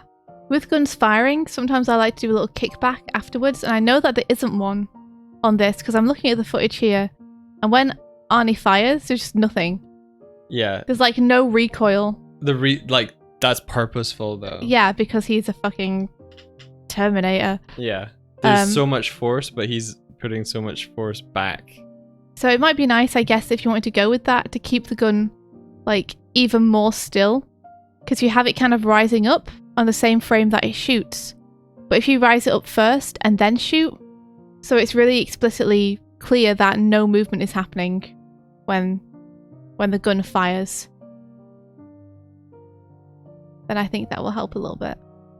It'd be nice to ease into this head position at the end too. Like, you have a couple of new drawings of the head, but they all are very similar in that they feel like they could potentially just be a hold.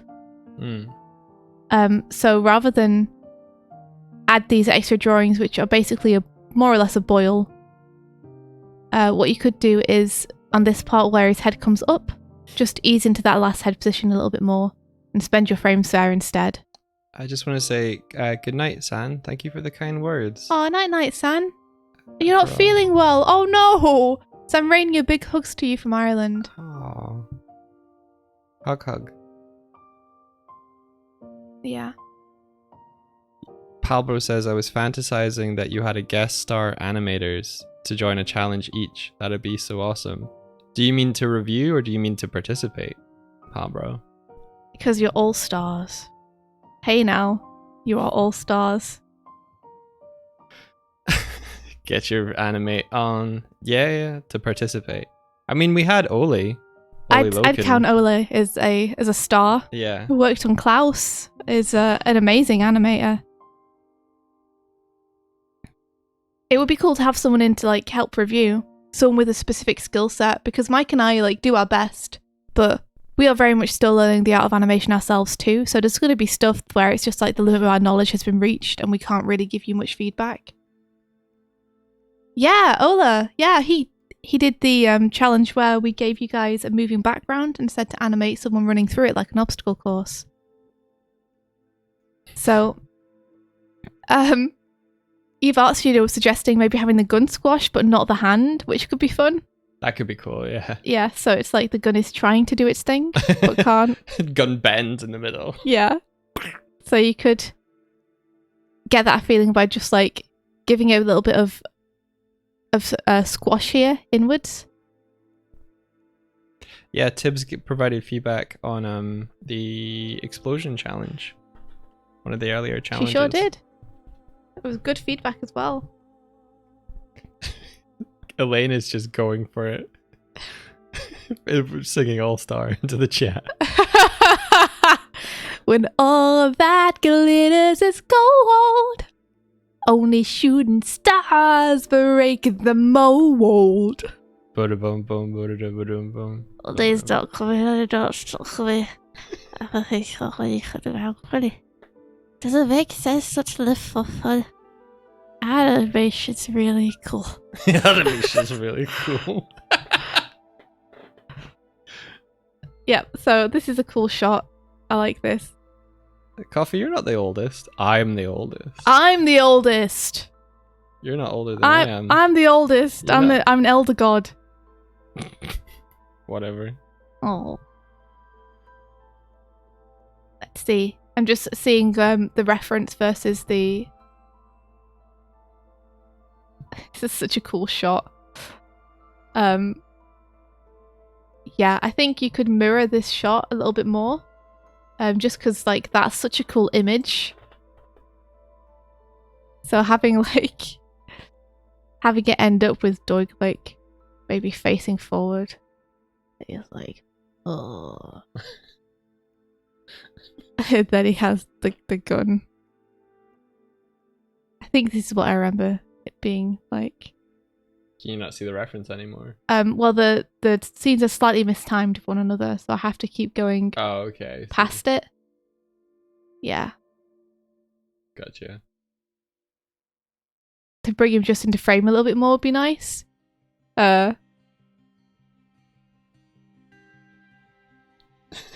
Give feedback in grandma voice from now on, India. An apple. That's the only thing I can say in grandma. You can say other things. An apple. An apple. An apple. Give him the blood, Miriam. Give them the blood, Miriam. He needs it. Okay.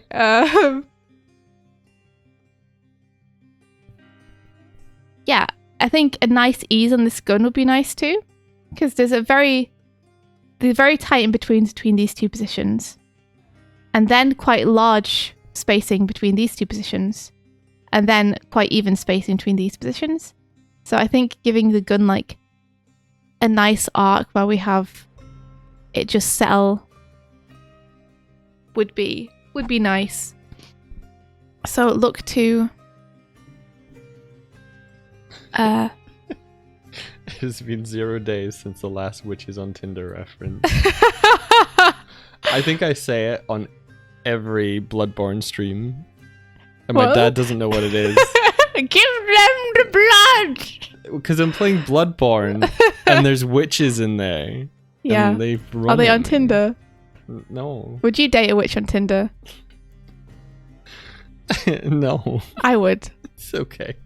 I would get all the power. Well, I assume you meant one of the witches from Bloodborne. Would I date them on Tinder? It would not. You mean the one from the... Yeah. You would give them the blood. Yeah, I'd give them the... I wouldn't give them the blood. I'd be the date. Alright, okay.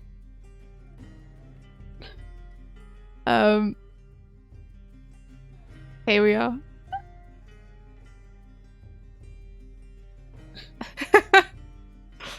I do wonder, my surprise frame here. Am I surprised at the gunshot? Am I just like, yeah, right, dude. You'll never get through the glass of my truck. But you could just keep me nonplussed there if you wanted. The head turn is nice. Like, Yeah. I feel like you're keeping the beak really nice and consistent there on the turnaround. The spacing feels quite even at the minute. So you could do a little bit more easing just to increase that. And watch for keeping the wheel of the car in shot. If you establish it here, then it kind of has to stay unless the camera is moving up. And because I don't think the camera is moving up, because I'm not seeing anything like the windscreen move like the wheel, it then looks like I'm kind of putting the wheel down, which is impossible because it's attached to the car. So I'd say either just like maybe take it out of that shot, or you could rise it up a little bit. So I'm like keeping my hand on the wheel here. I like the way you've interpreted the reference a lot though. What did I just do? I don't know. I did something strange. What did you do? I don't know. What's wrong? There it is. I moved this by accident, I think. There we go. Yeah. I really like the way you've interpreted the reference, not just because it's Doig and I, but I like that you've added in stuff like this gun spin and such. Super cool. Oh, he totally does it. I didn't even notice. Totally does it. Look at that cool gun spin. That's awesome. Yeah, don't be afraid to add stuff in if you want, guys. Yeah, the coolest part of that sequence is him reloading the gun one-handed. Yeah, let's see. Overall notes. So what's your arcs? On heads and hands in particular. Wait.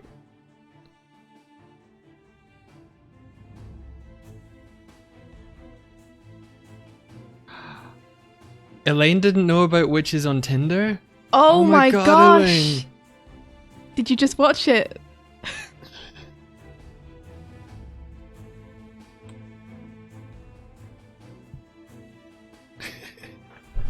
It's so good.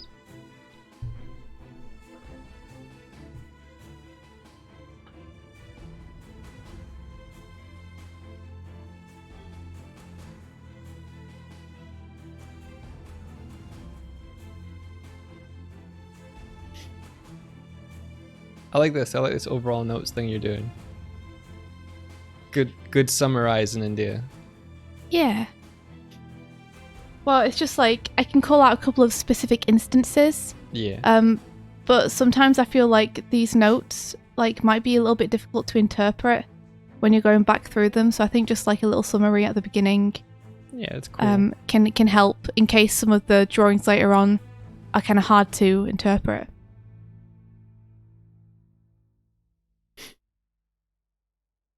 I hope that you've watched it now, Elaine.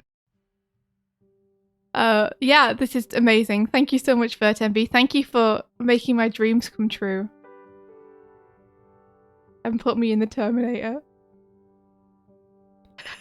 It's so good. Oh, I love it. Thank you. Amazing. Oh my gosh. So good. You guys. You guys are such a bunch of goofs. I love you. Who's up next? Oh, this is Steiny. Hey, it's Steiny! Steiny says... Oh, he didn't add a note. Alright. Steiny says nothing. Steiny is going to let their work speak for them. Let's have a look. Oh.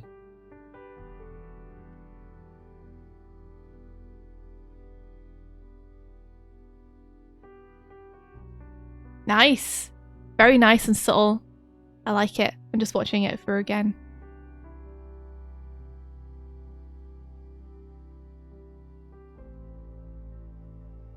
Yeah, nice.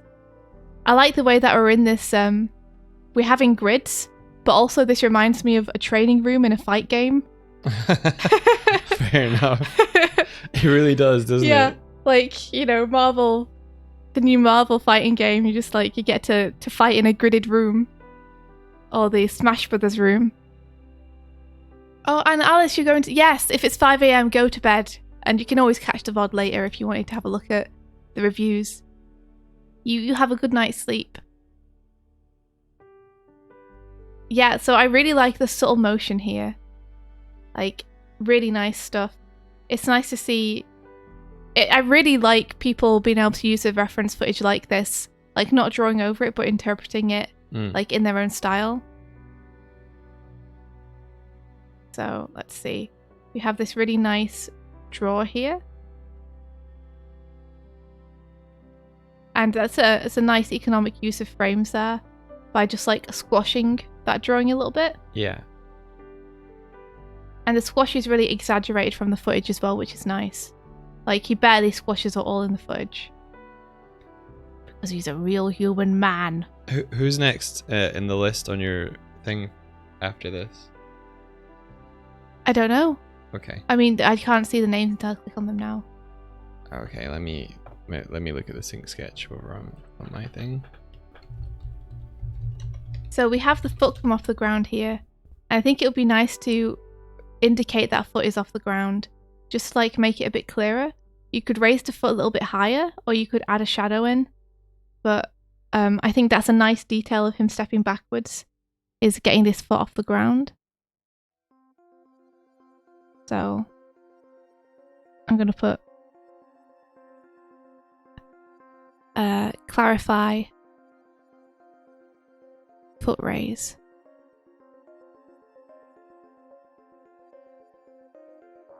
Either exaggerate.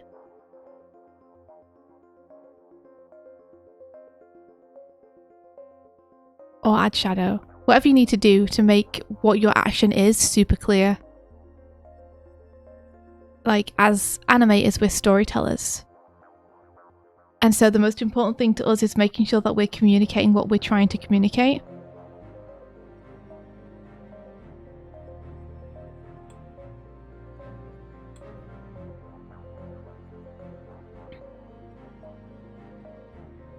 I think it might be nice for you to turn out the foot a little bit here, as happens in the footage.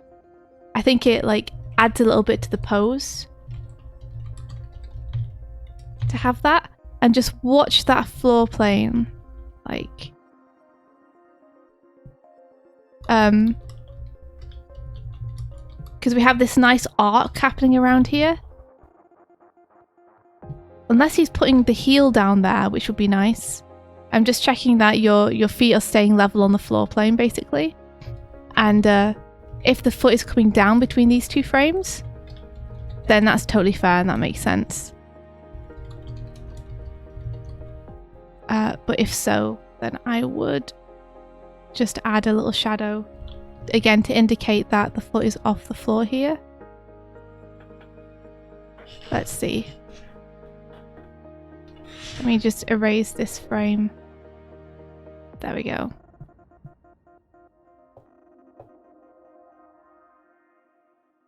And then move this one to here.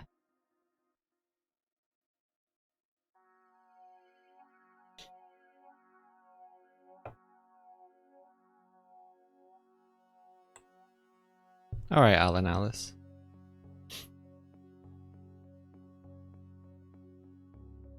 There we go.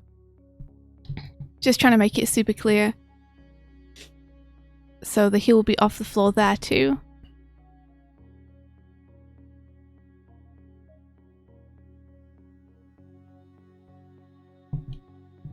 There we go.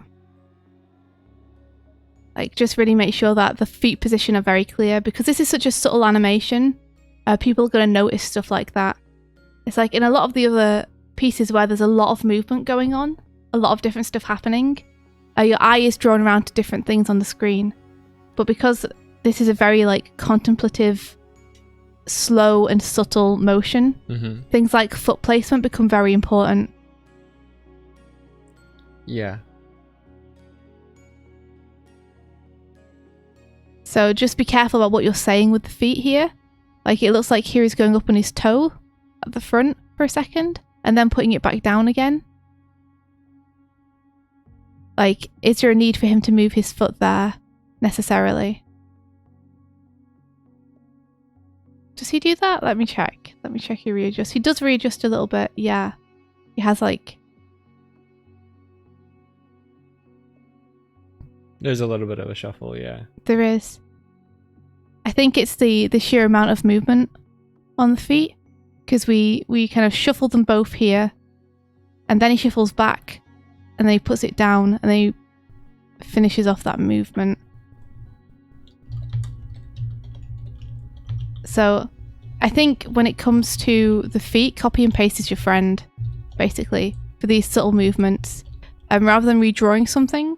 Because if you don't get it completely accurate, then it can look like you're making a very, very deliberate new frame, new movement, even when you're trying to just very subtly move something from a couple of pixels across to somewhere else. So I think in that case, using the copy and paste technique is going to make the subtleties easier to follow. If that makes sense.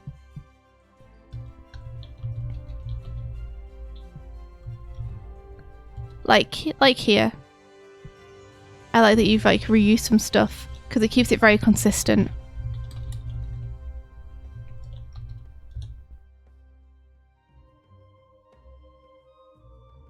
I'm just going to scrub through it a little bit.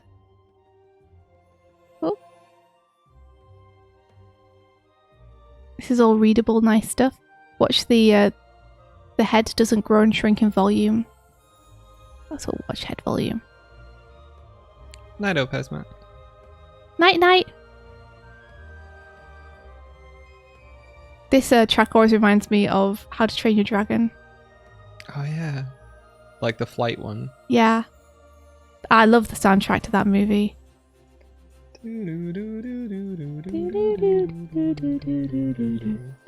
So good. Yeah. So I feel like we're losing a little bit of mass on this character too. Like between frame 209 and this frame here. It feels like we're shrinking and growing a little bit. So I'm just going to put as well watch volumes on this character to make sure that he doesn't feel like he shrinks and grows. You might be able to get away with just transforming your frames, and that might fix it, honestly.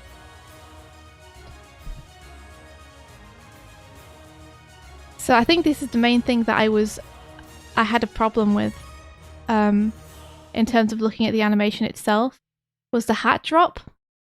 The hat drop felt quite floaty on your animated version. And I feel like it felt like it had a bit more weight in the reference. Let me have a look.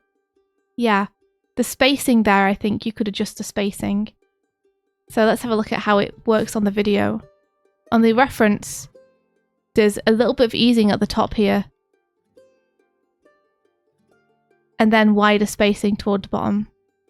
And then it hits. So let's see what you've got. So let's go here. I think the spacing is just a bit even on yours. I think that's what it is. So if we go from here, I'm just going to do add to sketch. So he lets it go.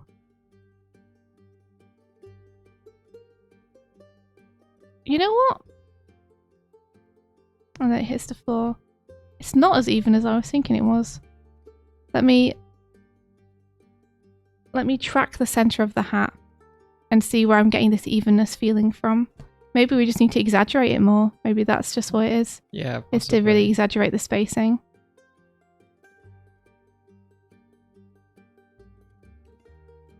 Yeah, because you do have like different spacing happening here. So it must just be a case of exaggerating it is all I can think. So let me do you a little animation chart next to it. Whoop.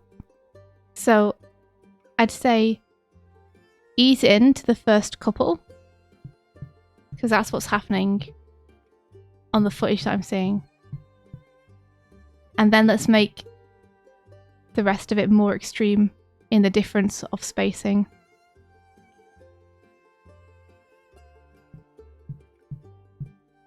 So it really feels like it accelerates towards the ground, so it feels like it has weight. Yeah. Weight to it. Gotcha.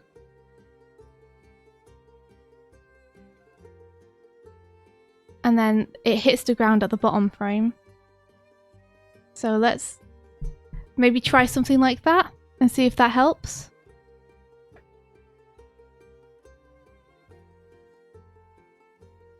Maybe if we even move this a little bit lower. Just trying to make sure that I'm giving you a different chart to the one that you're currently looking at. There we are. So exaggerate spacing to give hat weight, I think. Because the spacing is so nice. Like, that's probably something that's just worth studying in itself, to be honest. Even just looking at the way that the hat drops from his hands and being like, what is the spacing there? What is getting that weight? Spacing on hat drop to get weight. I like the hat drop settle that you've got in there, by the way. The way it kind of rolls a little bit is super nice. And then I do new sketch. Yeah, that roll, super nice. Really like it.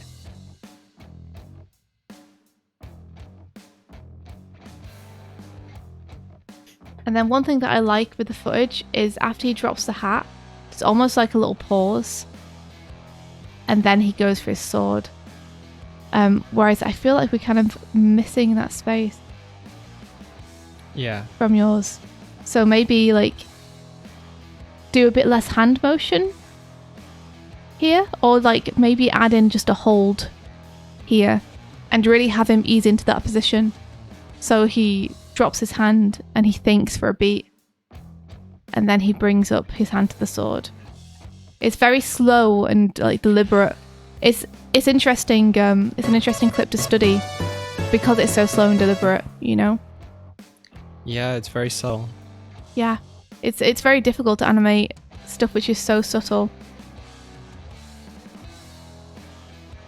I think you want to maybe raise the kimono up a little bit just so that the tops of the feet are a little bit more clear.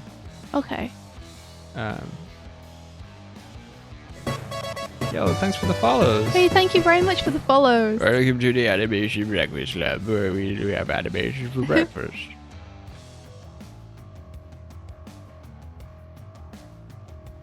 This is nice. Like, again, I'd say look at the spacing of this arm coming over, because it's very pleasing in the footage, and I feel like we've lost a little bit of the easing and the pace of it. The deliberate pace of it. Mm-hmm. And I think I can only assume that it is a spacing issue. Akira Kurosawa movies, I think, are all very deliberately paced. So I think studying this is a really good call. Yeah, I think it's a very fun thing to look at for animation for sure.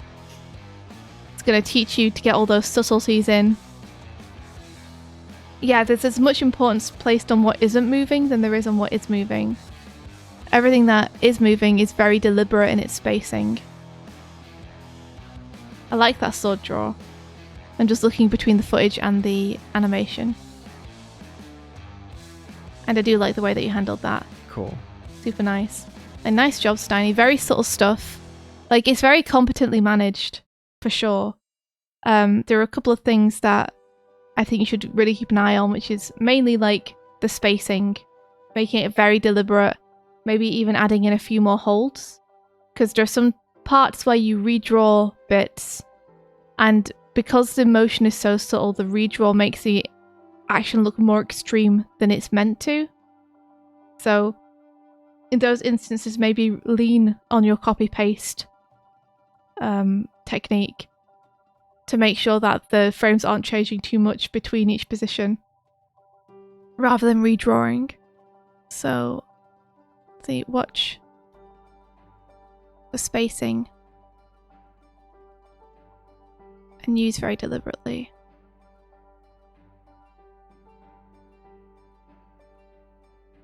Like, really study the spacing of this clip.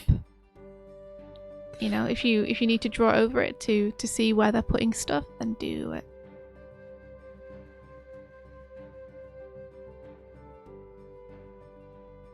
use holds very deliberately.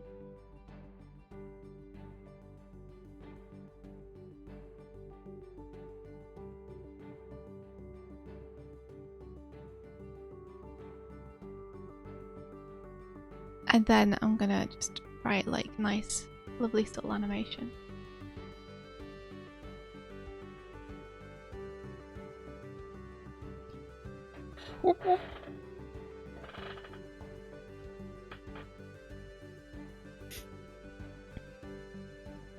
All right, nice job, Steiny. Yeah, like, good nice choice of clip too. I like that Steiny always chooses the footage that Steiny chooses to use for the Animorning challenges is always something unexpected.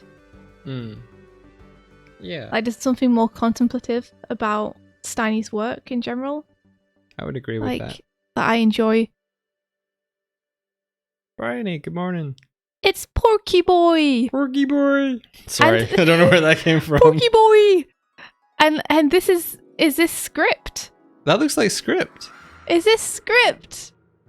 Whoa. Yo, this is Havo's character. So cool. And it looks like we're going to get some we're going to get some ice skating action. Havo's like, what? Yeah, this is him, right? I think so. It's totally him. Let's see. Havo's like, I did not know. Got some fan art, Havo, of your boy. It's your boy. Let's have a look. Oh, so nice. That spin. Ooh. That spin is lovely, Porky Boy. Let's break that down. I love the way that his shirt like flares out in the footage. That's something that I'm missing a little bit from this. Maybe it's because he has this hoodie on though. Yeah. I wonder if there's anything we can do to make it flare out a little bit more. Let's have a look. Frame by frame.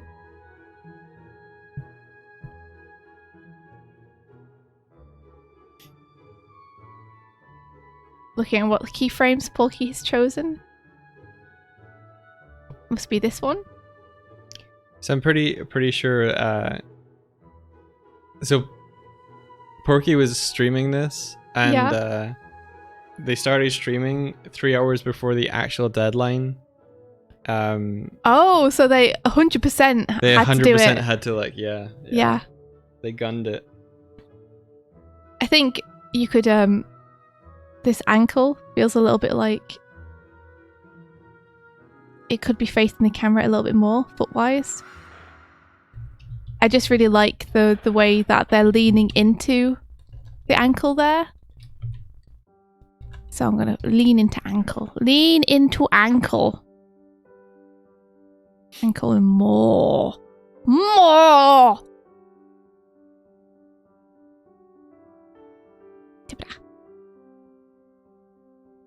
Yeah, it's all in the subtleties of the posing here, because, like, obviously, like, this is beautiful. So, all the subtleties, like, just, like, making sure that that hand really feels like it's raising up, you know? Because I can feel the lift when I look at the footage, but not necessarily when I look at the drawing. And, like, raising up the waist there so that the leg connection happens a little bit higher. And, like, really giving that back leg a sense of straightness and hyperextension. Moving the knee up so that we can feel the shortening. So basically exaggerating the poses is what I'm feeling like we could do it with this beginning bit. It's just like exaggerating the shortening. Like you said before, Mike, there's drawing and then there's giving it the feeling. And I'm looking for like the feeling of lift on the arm and the feeling of stretch on the leg. And the feeling of like this knee coming around. Use the tracing paper thing so your drawing's clear. Oh, thank you. You're welcome. I keep forgetting I can do that. There you go. Yeah. So if we look at the difference here, so basically I want to tilt him more. You know, I want contrast, more contrast in the posing, more stretch on the leg, all that good stuff. Look to exaggerate poses.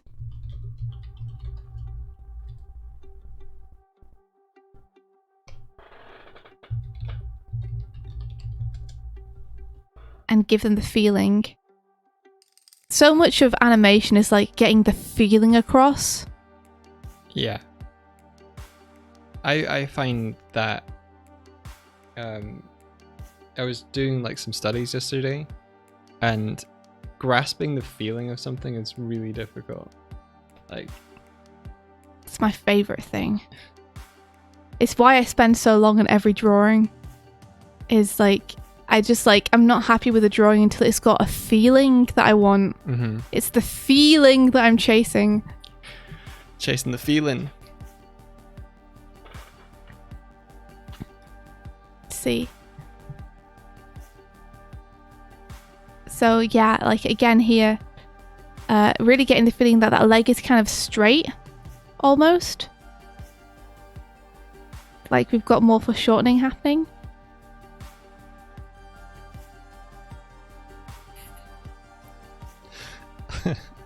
All right, Tib. There's like a feeling of grace to it. Tib It's Tib sassing me. Tib is sassing you, yeah. What? Tib, that's so unlike you. Get out, Tib.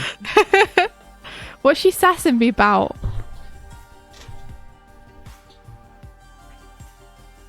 And how dare? She said, so far I've learned on the stream is that red lines are better animation and add bits of writing off to the side of your frames. Yeah, that's good. That's what I'm trying to teach you guys.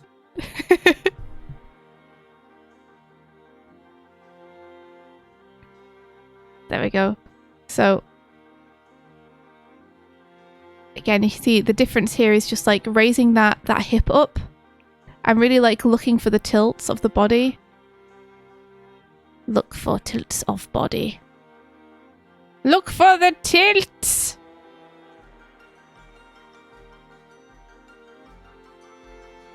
And I'm just going to show on the footage up here what I mean.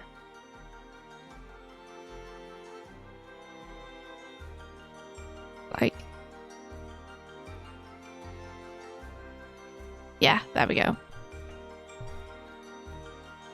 Oh, these poses are so nice.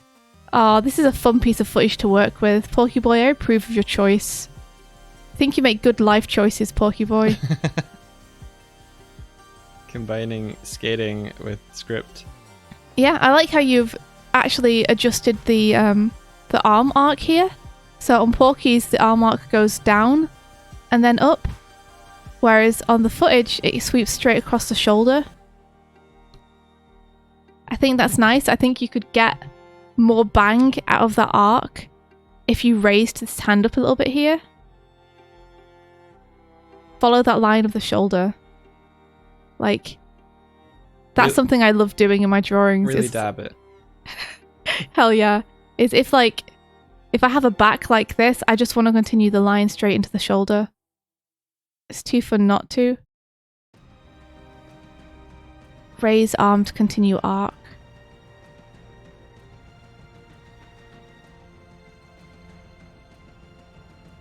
That crow's having a great time.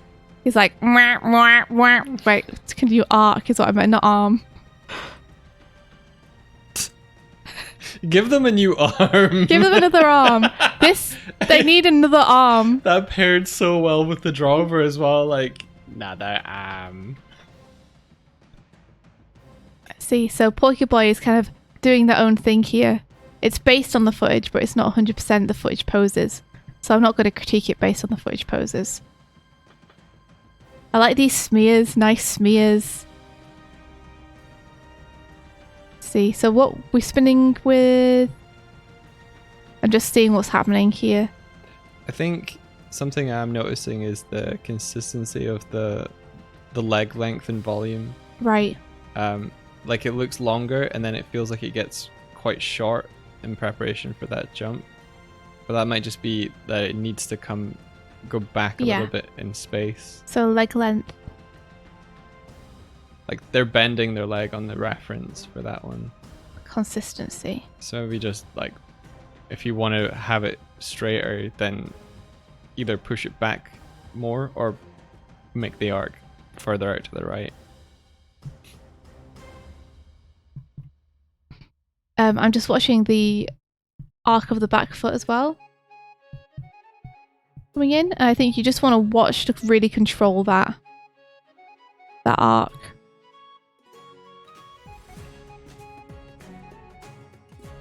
Like, I think you could exaggerate your down before the up as well. See, and then this is my favorite bit, is the spin. It's so nice to watch. So let's see, have you recycled drawings here? I think you have. Yes. It works really well. He's being. It works really well. Like, it's cool to see you recycling drawings as well. Just because, like, that's really good economy right there. Nice use of frames. I'm just looking at how this dude lands. Does he anticipate the landing at all? Or does he just do it? God, figure skaters are so cool. Yeah, I think you could get a little bit more twist on that landing. Because the thing is that I'm noticing when he lands, there's this wonderful twist that it has in the body. Because of course the momentum is still sending him round. Like, Yeah. the momentum of the twist continues. So we have this like wonderful, this arm is like overlapping in front of him. This arm is like almost overlapping behind him. This leg is hooked over that leg. Blah Blah Neeb says, I love animations that reuse frames without the viewers noticing. Yeah, me too. Like it's an art. Lovely twist. Because the spin momentum continues. And that's something I think that we've lost a little bit in the settle or the land animation here. Is that it doesn't really feel like the momentum is continuing from that spin. Gotcha. So it's mainly the legs, I think, on his.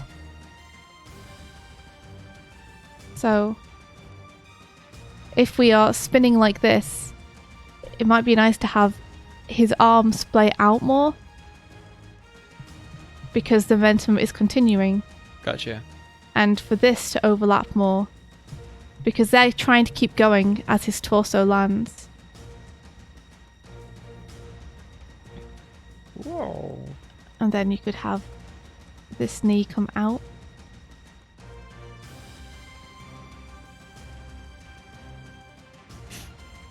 And hook that back foot over slightly more. Let's see. So basically, if I just erase what I've done for a sec, I'm thinking that the torso could be facing forward a little bit more.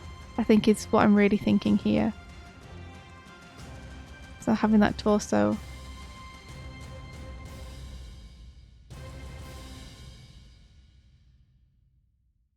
more like that, I think would add more of a feeling of twist.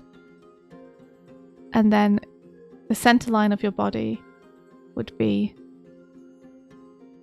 twisting over.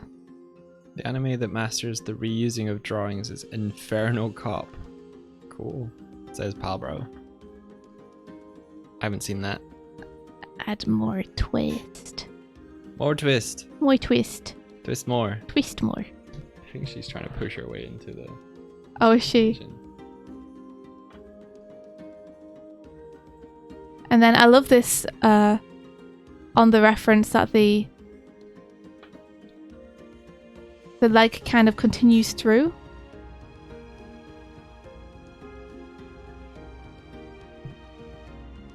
Let me see how it's working on yours.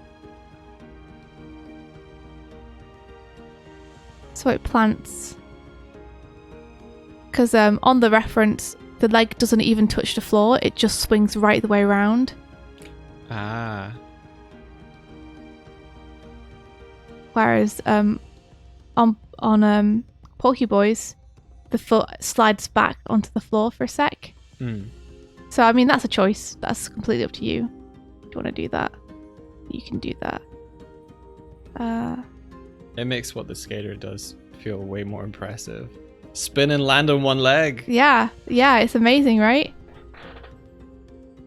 And then, like, I think it'd be really nice, rather than to fold that leg in at the end, just keep that leg out because it's so nice. Like, push it back in space. Really use it to sell the depth of your scene. Kick it. Like, any opportunity you can get to foreshorten stuff and really exaggerate forced perspective on your characters makes your scenes feel so much more dynamic.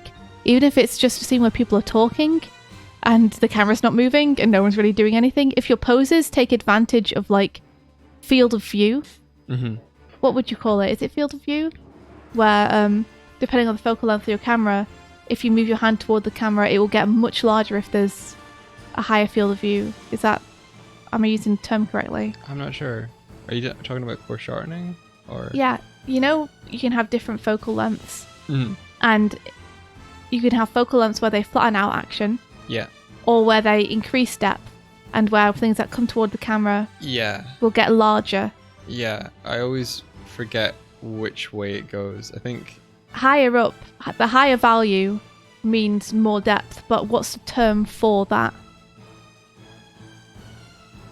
Anyone in chat, help me out. Tibbs, help. I'm just gonna go let her into the kitchen because she's...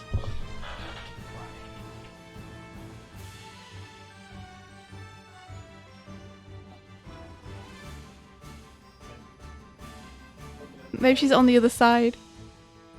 I will Teeb! What is it called? It's not depth of field, is it? The question is, the focal length of the camera can be changed in order to either flatten out or increase depth in a picture. And I'm trying to remember what the term of it is. It's not... I don't think it's depth of field. Yeah, Tib, what is the name of when you push the focal length of the camera up in order to increase the depth of a scene? Like, it's not depth of field, is it? It's not aperture? Focal length?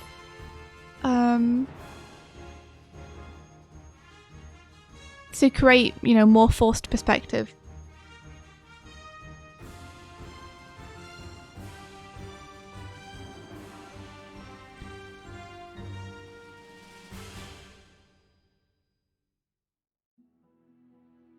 So let's see if I can at least illustrate it for you guys. Even if I can't eloquently tell you exactly what it's called. So this is something that I'm learning recently with my kind of work on trying to use perspective more in my own work.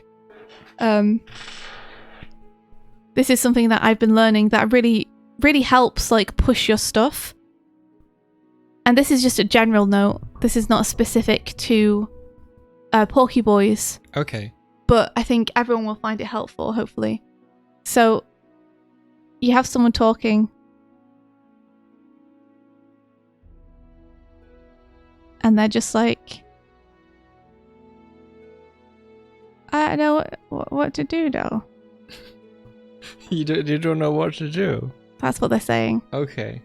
And it's, depth of view, that might be it. Depth of field.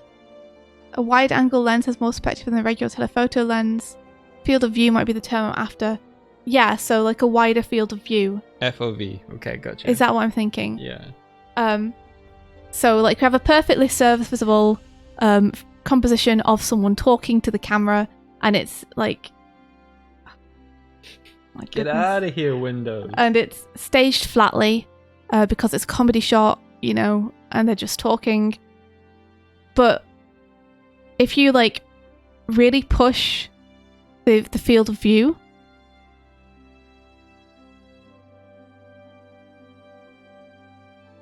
like it just adds so much more dynamism. Make the head slightly smaller. I'm sorry? Make the head slightly smaller as well. Okay. To really exaggerate the difference. Okay. I will.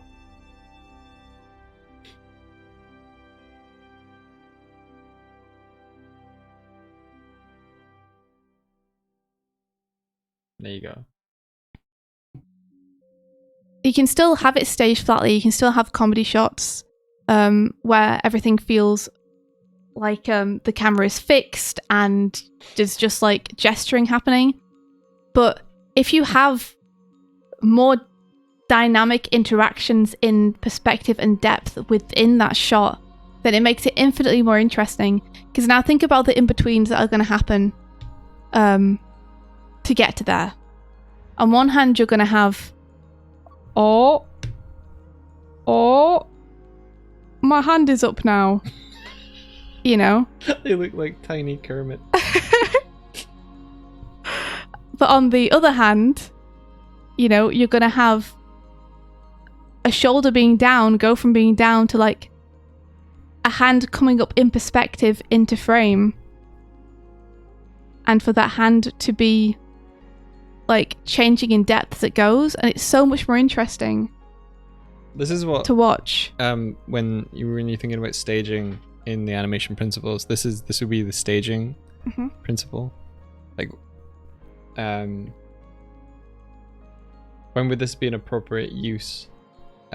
Is also really important. Like the flat staging, as Indu says, is used predominantly for comedy, because everything, like there's something that happens when you see something straight on that feels more comical. But if you're having this like, I don't know what I'm doing, drama thing, if you heighten this sense of depth and really exaggerate the hand, it gives you a different feeling. Yeah. And it doesn't compromise anything is the amazing thing. What would you say? It adds interest, it adds depth. It relies on your understanding of perspective and volume as well. And so your solid drawing will be more tested. That's the amazing thing though, is that often we choose flat compositions to exaggerate the comedy, because we feel like if we use really, really dynamic shots, it will detract from the clarity of the message. And that's true. But the wonderful thing about pushing the depth within your flat compositions and your flat framings is that it doesn't compromise comedy or clarity. It actually increases it. It's fantastic. Take care, Coffee. Thanks for coming by. So yeah, definitely use force perspective and such with action, because it definitely helps, especially when stuff is moving a lot. It can really add a bunch of depth. But also use it with your comedy scenes too. You'll be surprised. See you, Elaine. Okay, so let's hop on to the next one. Amazing job, Porky Boy. In fact, do I have any final notes? I think my general note is just to push the posing. Push that posing. Push that posing. Push the pose, push the pose, push the pose, push the pose, push the pose, push the posing now. Push posing. Habbo's note is, what a great animation, my fave, no bias. You made Habbo very happy. Yeah, I was thinking when you were talking about that, is like, imagine you're having a shot of two characters sitting at a dining table. Oh, sorry, like a cafe diner. And they're discussing like something over breakfast. You could have that staged where you're seeing it from like a waitress point of view, looking down on them as they're talking. So then you'd have like the heads would be high, like scaled up in comparison to the hands. So everything would be like focused on the face. Or maybe you could switch the camera around and you're seeing it from their food's point of view, or like a salt shaker. So you're way down, you're looking up at them, their hands are like, if they're fidgeting, it's clearly in view, but the face is like sort of like behind, like they're using the hands as a distraction tactic to like take away from their. You can say a lot with the way that you show something without telling the audience. This is a lot about show don't tell. There's a lot of different ways to frame and stage an action that can help clarify, communicate, and really give a sense of a feeling of it. There's storytelling 101 for you. Nice. Be creative. Yeah, have fun. Be awesome. So this is Andre. Oh, cool. Let's have a look. It's a fight scene. Is this Crouching Tiger, Hidden Dragon? I think it is. Maybe. I'm not 100% sure. It's definitely something where they're using wires on the actors, which I love. I love those kind of fight scenes. What's the one that they do lots of colors in? Lots of colours in. Yeah, they have different story lines with color. I think it might be that one. I'm not sure. So cool. Yeah, look at this wire work on the footage as well. It's so awesome.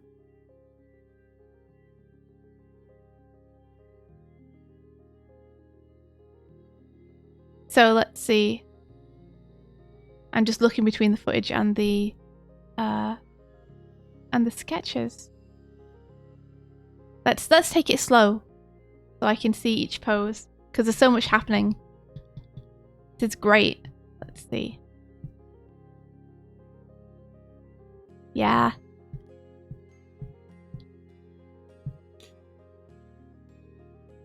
It's really cool to see how much bend are on those staves that they're fighting with. Yes. I agree. They're so whippy. Alan Alice says, question, how would you that set up scenes that are on webcams for drama? So if I can clarify your question, do you mean how would you stage a scene that's like for drama but is almost like found footage from a webcam? It's interesting. You could have the webcam having been knocked off because of a scuffle, and so like it's on its side, and you're like Dutch seeing angle. your Dutch angle, or you're seeing it from like between, like it's fallen down, it's between objects that are on the table. I mean, fisheye is always a fun thing to do with any kind of looking through a camera lens. Yeah. So yeah, you could play with the field of view of the camera itself, so that it feels like you're like a fly on the wall.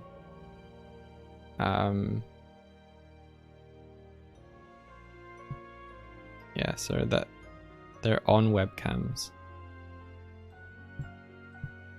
Sorry, I suddenly saw like they were sitting on a webcam and you were like looking at them.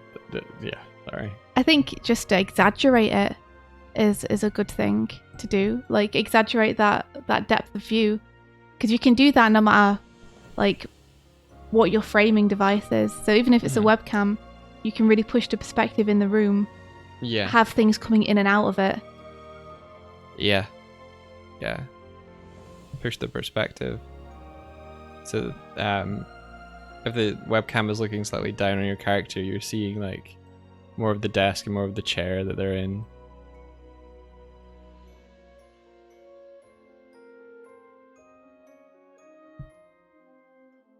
You could do little cutaways like that you're showing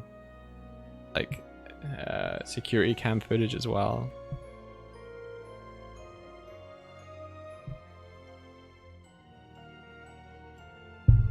Having them hold and lift the camera as well could add some drama, so that they're fiddling with it or something. Well, it depends what you want to happen in the scene. Like, the way you set up your camera and your framing devices will all depend on what you're trying to say.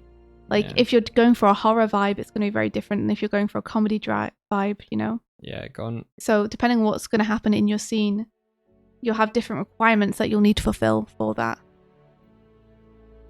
Gonna work on a comic where they play D&D through Discord and want to have them on the webcam for some bits. Ah, okay. Awesome. Then think about what the players' personalities are, and then think about how they would set up a webcam. You know, if someone's disorganized, they probably won't have it in a good place framing their face. You Also, could have it. Sorry. I was to say, also don't be scared to change it between shots of them. Like a character who's like having a great time, you can frame them differently on the webcam than when they're not having a great time and something terrible has just happened. When something terrible has happened, like increase the shadows, increase the depth, like have them almost fish-eyed towards the camera with the eyes like, oh geez. Yeah. Don't feel like you have to have one background that is consistent through everything that happens no matter what. Yeah. Like push and pull the compositions, like they're a storytelling device for you. Yeah, I think that's good advice. All right. So I was just looking through this, and yeah, I think the thing that I'm feeling in general is just that I think the drawings are a little bit difficult to interpret sometimes. So you want to just watch that. Like I'm trying to trace where all the different limbs and parts are, and it's a little bit difficult to tell sometimes because, you know, I'm not 100% sure if say this here is the pelvis that I'm looking at, or if the waist is actually up here because there's a bend up here. So just I think just look to try and simplify your lines as much as possible so that you can get kind of clearer positions. Like there are some parts here where it feels like maybe the waist is getting a little bit high, but it's hard to tell if the waist is actually there or not because it seems to like dip down here and then it's higher here. So look for consistency, I think, in the way you're depicting your characters so that it's easy to trace the movements from one frame to the other. Like this could be the waist here because it's here on the previous frame, but we also have this line. So I'm not sure if that's the waist. I think sorry, go ahead. I was going to say a good exercise for this is to try and draw a figure in a certain amount of lines. So say you have 10 lines to describe the figure. And then those are the 10 lines that you keep consistent through each of the poses. Could be a good exercise for trying to clarify and find what's important for the motion. Rather than trying to invent on each frame how you're describing that pose. Could be a good thing. Yeah, like you want to look for certain landmarks on your figure, I think is a thing. And you're doing it a lot with like I can see that you were planning out where the knees are and such, which is super cool. I think you just want to look to keep them consistent is a thing. Because they tend to kind of flash on and off. Sometimes I can tell where a knee is, and sometimes I can't. So look for the landmarks on your figure. And then keep them consistent. And it'll make everything like much easier to figure out. I would also recommend if you have these elements that they are wielding, draw them in a different color. And then they're super clear where they are and you can track them. Like for instance, the way the staff is going in through the torso there, if you had that be like a red, for instance, it'll help with clarity for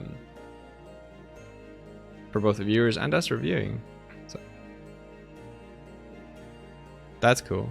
Like having that kind of thing is a bit easier to see because you're like, okay, that's where the knees are, that's where the elbows are. I can see where the waist is. I can see like which way the torso is facing. Yeah, you've also got the it's a waistline, but you could also use that to describe the rib cage.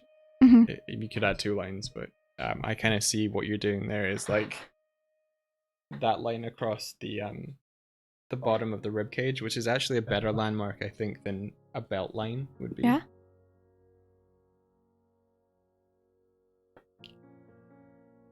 Yeah. So let's see. Doop. I really like that there's like a nice feeling of line of action in some of this. Like this is lovely. Yeah. This curve. I think that you are exaggerating the character positions really well too. I think you're actually capturing the positions really nicely from on screen. I think the consistency is just a thing you wanna look for. Like keeping the head sizes consistent, keeping the body sizes consistent, the waistline's consistent, so that things are much clearer to see. And look for that kind of feeling of clarity you have here with this one line, which kind of describes the entire side of the character. Look to see if you can repeat that in other places. So let me put tracing on for a sec. And I'll see if I can show you a place where you might be able to do it.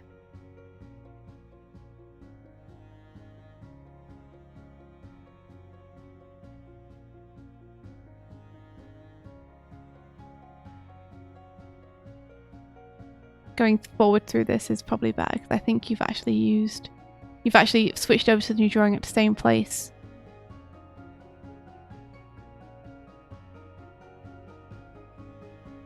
So yeah, let's see. Here we kind of really want to know where the shoulder is here and how it joins to the body. So we know where the stick begins.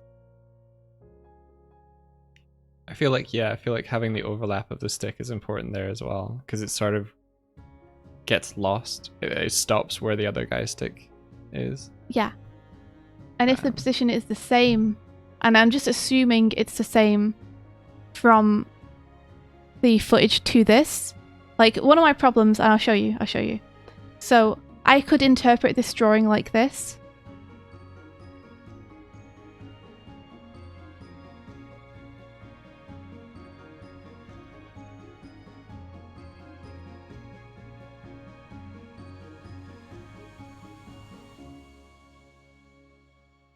With his shoulder pushed back. Can you see that clearly, Mike? Or did I use a bad colour? It's less clear than the red. I'll say that. Let me just do it in purple again. I'll be erasing this in a sec anyway.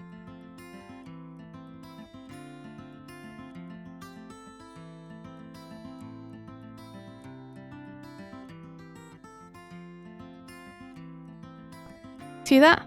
Yeah. So I could interpret the drawing like that. But assuming that you are going off the footage, what's actually happening in the drawing is this.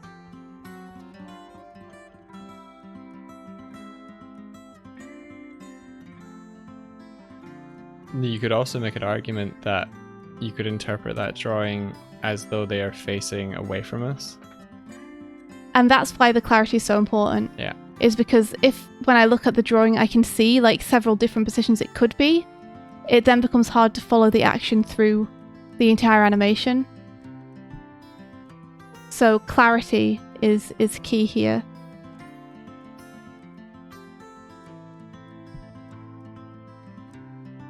Because two very different poses could be being communicated. And it's the same with like, I love this drawing of the lower left person, but it's not. I don't think the drawing I'm seeing is a drawing that is intended to be there. Gotcha. Like the drawing I'm seeing is leaning over with a twist in the back, and the hand up like this, and the head facing away, with the hip up like this. Oh, okay. If you guys can see that. But I think what's actually meant to be communicated here is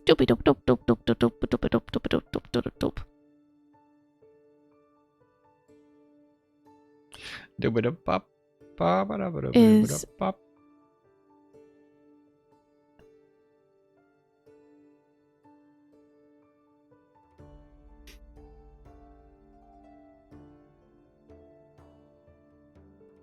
this.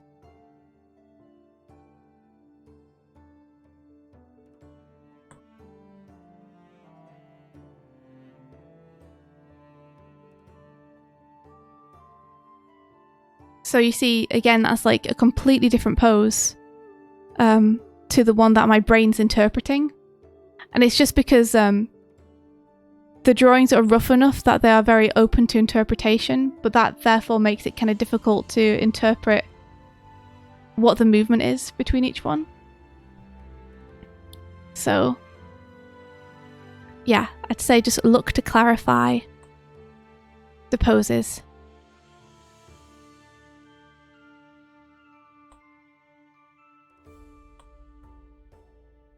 I really do like the exaggeration a lot, though.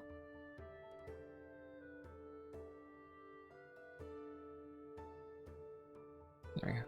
Like, you're definitely getting the feeling of it, but consistency is key, I think. And clarity of posing will take this to the next level for sure. Yeah. Ambitious clip. I think those are good notes. Yeah, it's cool to see that clip again. I love fight scenes where people are on wires. They're so fun. There we go. You should just keep the... I feel like you should just keep the tracing paper on, like the singing sketch. But I want to play things through first so people can see it without tracing paper. Okay. Fair enough. Okay, whose is this? Does it... I think it's a per clip thing for the tracing paper. Oh, but it's okay. fine. Whose is this? This is... I think this is Alan Alice. Alan Alice, hey! If have you gone to bed? I don't know if you've gone to bed yet. You look like you're still in chat, so this is yours. Avo says, get trolled. I mean, it's called Rickroll, so I feel like... I mean, if I'm going to get Rickrolled, I'd rather get Rickrolled as an animated thing.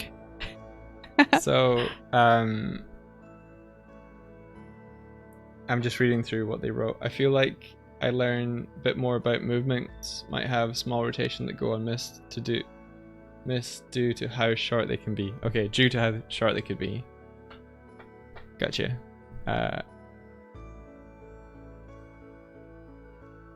Cool. Should I hit the play? Yes, go for it. Okay, let's do it. Oh no, I love this. Hell yeah.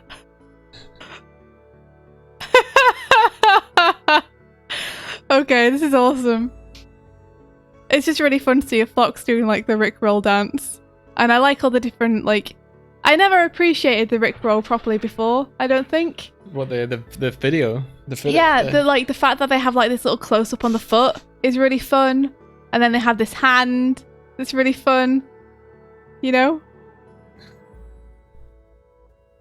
That is nice. That is yeah, really cool. Like the cut-ins are really nice. Never gonna give you up. Okay. Is there like onion skinning happening? It looks like we definitely have some ghosting. Okay. Between the frames. That's okay though. So, okay, I would love to see a floor plane here. Just because it's literally a foot on the floor, and I can kind of see with the shadow where the floor plane would be as well. It would be like this kind of thing.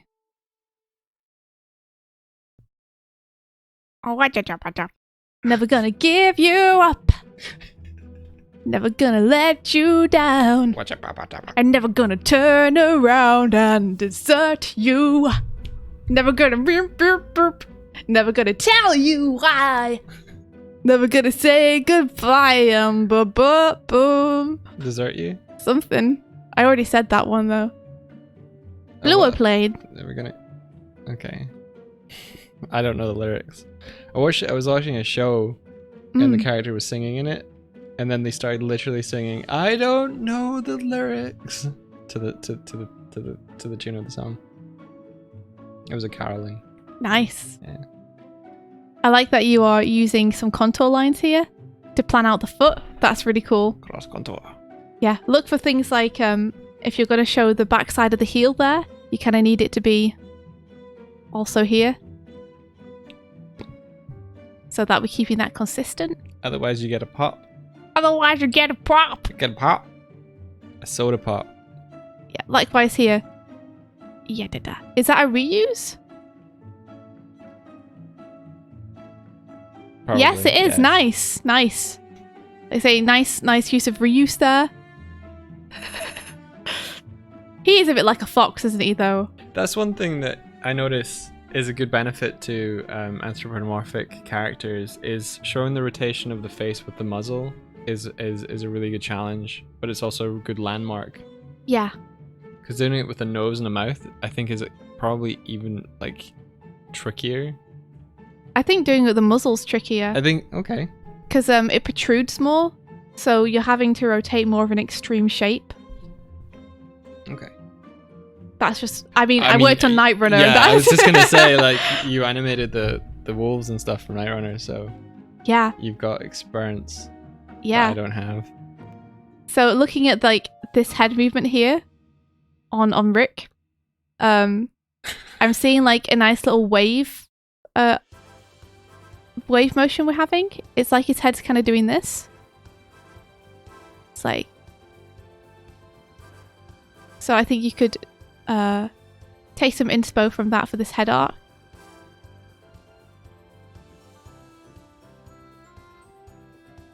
Yeah, and whoops, I hate when you want to draw in the wrong frame. And do this kind of thing where we like ease in a little bit at the top and then ease out a bit. I'm just looking at the overall motion of his head, basically, and trying to figure out like, what does it look like if I was to animate this? What does it look like his head's doing that I could simplify it down to? And I'm like, oh, it's kind of like a wave, a sine wave motion. Just follow the tip of the nose. Yeah, that's true. Should we do it? We're kind of fun. Okay, yeah. It's okay. Tip of the nose, do it. Tip of the nose, the teeth, the lips, the tongue. Like, I'm going to track him. Here we Prepare go. to get tracked. Rick rotoscope. Oh my gosh. Rick rotoscope. It's getting closer. His spacing is increasing again. It's decreasing again. Oh, it's an ease. Oh, it's an ease.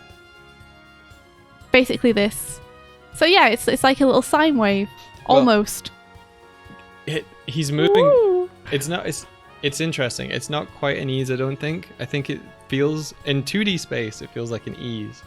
But because he's rotating in Z depth, he's actually moving at the same rate. Well, but not for us. I guess so. I'm talking about more of an ease of the head motion, Okay. which is going from up to down. That okay? And it's staying down here, but just rotating. There he goes, like a record. That's a good gift right there. There we go. Yeah. I'd say one of the main things I can see that I think you could look to refine next time is just to make sure that you keep the construction of the character's head very consistent.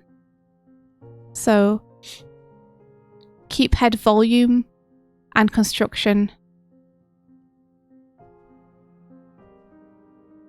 Because there are some parts where it feels like the features swim a bit on the face, or the head size overall increases or decreases a bit. The term swimming, I think, is an interesting way to say it, because it's like it's when things move and displace independently from one another. So it's like if you're thinking of things scattered on the surface of a swimming pool, they'll move like they'll move and wave and like change. I think it's good. It's good. Oh, good. I'm glad it's a good way to describe it, not a confusing way to describe it, you know? Yeah.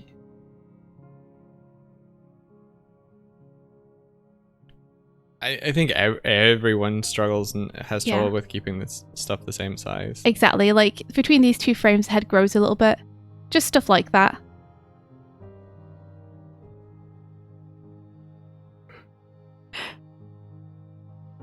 The hand, it's so fun.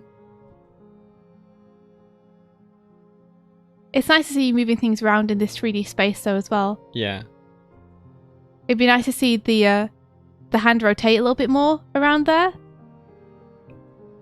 This is something that really is a benefit of using reference, is you gain so much more information that you wouldn't have thought of or invented. but then you can apply your practical drawing skills to this new challenge that's external to your own invention, but it builds skills for you to then use to invent with. Like, think of it like playing music. If you learn to play other people's songs, you learn the structure of how those songs and the fluency in them, that you can use those ingredients and start to compose. If you want to compose your own stuff, like, you can put that into your boards. You can create more dance sequences that use these different quick cuts to show different body parts doing a cool dance move. Reference and practicing with reference is a really good way to like hone and get you to like try stuff you wouldn't have necessarily thought of before. Yeah, that's the coolest thing, is like trying something that pushes you in a way that you wouldn't normally push yourself. And I think we're seeing that from people who did challenges in the previous weeks and have come in now. We're seeing something cool and fresh and new from them, which is really exciting. Yeah. I agree. And just looking at the body here and feeling like there's a move that happens here that feels a little bit unmotivated. Because what I'm seeing from the clip is he's just like a very slow downward movement on the body as his hands and shoulders rotate at the top. Mm-hmm. So I'm not sure if this drawing is meant to be a rotation, but it feels like the body itself would stay a mostly consistent shape here. Let me find the tracing paper. There we are. So I just keep that body more consistent between those two frames. Mm-hmm. Push that hand out a little bit more there. Doodle Carl's in the chat, who is a cleanup artist professionally at Cartoon Saloon, says one way to help keeping the portion sizes the same is marking your keys and then using the onion skin to check everything matches up. Yes. So basically, if you look at just your keyframes and then really make sure that the proportions match between the keyframes, then you give yourself really good landmarks for the rest of the animation. Gotcha. You know? Because you were saying a good practice is to do your animation and get your keys down. Yeah. And proof those rather than doing like keys and breakdowns and in-betweens and then cleaning up. Yes. So what I used to do and what I tended to do until very recently is I would rough an entire animation with all of the frames straight off the bat, and then I'd go through and just clean as I went. What I do now is I plan out my keyframes and then I'll do a rough pass through everything and then tighten up just the keyframes. Okay. And that allows me to just flick between the keys specifically and make sure that all the proportions and stuff work between the most important poses. Cool. And then I'll go in between them and clean up the rest rather than going linearly. Rather than going straight through.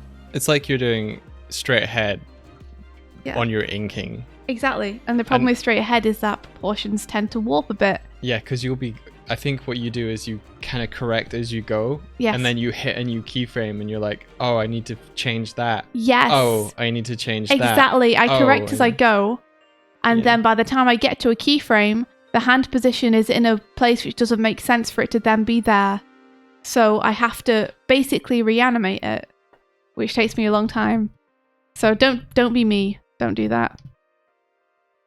Yeah, if you have trouble drawing the body without anything else, then feel free to like draw off the canvas so you can plan out the full figure. At nights, what we tend to do a lot is we have our screen size in our scene, and then we have a padding outside of that. Yep. And we encourage everyone who is animating with us to animate outside of the frame so that they can see where everything is rooted. One day, because there's in Starlight Brigade, for instance, there's like 10 to 15 to 20% of the animation that no one's ever seen. One day I want to go back and scale up the canvas to show all of that and then like fix the backgrounds so they go to the full size and make a version of it that is like everything. Yeah. So I think here what I'm seeing most is just to like really watch where you're putting your lines in these in-betweens. Because you want things to move smoothly from one to another. Because Rick is very smooth. So you have this lovely shoulder pose here. Where we have this lovely tilt of the shoulders that I really like. Yeah. Let me just move this back to the right frame. There we go. But then the run up to this doesn't feel like it is really easing into it. So here we go. Habbo says, wow, that was smooth, India. I don't know what he's referring to, though. Did you do something smooth? Did I do something smooth? What did I do, Habbo? I don't know what I did. I don't know either. So, there we go. So we're tilting from one to another. Hitting on Rick. Oh, I see. Let me just hold. Can I hold them? They should be being held. Oh, I see. I've just got a stray frame here. No holds for you. There we go. So it doesn't really feel like the rotation is coming from a place that makes complete sense. So what I'd probably do instead is, if you're going to rotate up into this lovely body pose here, is I would do something. It's difficult because I'm having to step back multiple frames. More like this. And then this would be like maybe here. Oh, I've gone and done it now. I've drawn the wrong frame like an Eage. Oh no. Oh no. Oh no. Jeez. Okay, let me delete that.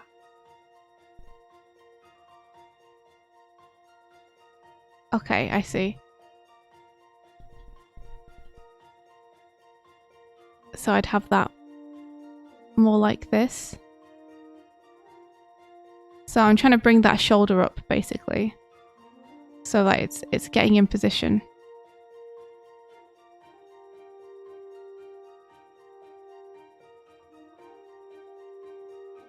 So you're basically really minusculingly, that's not a word, minutely going into the details of the things like the shoulders and the hips, and really making sure that I feel like they're pivoting from a good place and like they're making sense with the movement,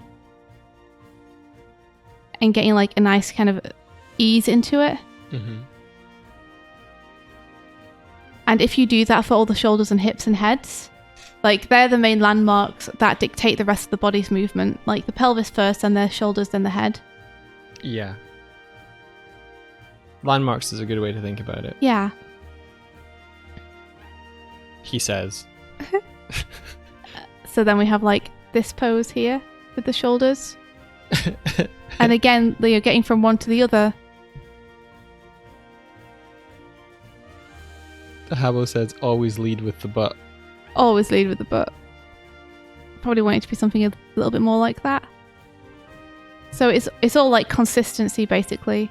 Trying to get like this nice feeling of continuous movement between everything, and making sure that your spacing is feeling good. I'd be tempted to move that up a little bit. I feel like the timer for both of A lot of scrubbing basically.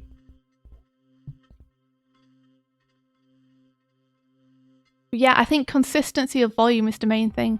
I'd say to you probably the same thing that so again here we have the head shrinking a little bit between these frames. So I just look at getting like a very easy mannequin that you feel comfortable working with. Again, if you look at the spacing between the eyes here versus spacing between the eyes here, the eyes are much closer together at the end. So you want to make sure that you have a mannequin that you can animate with, that you feel very confident in moving around.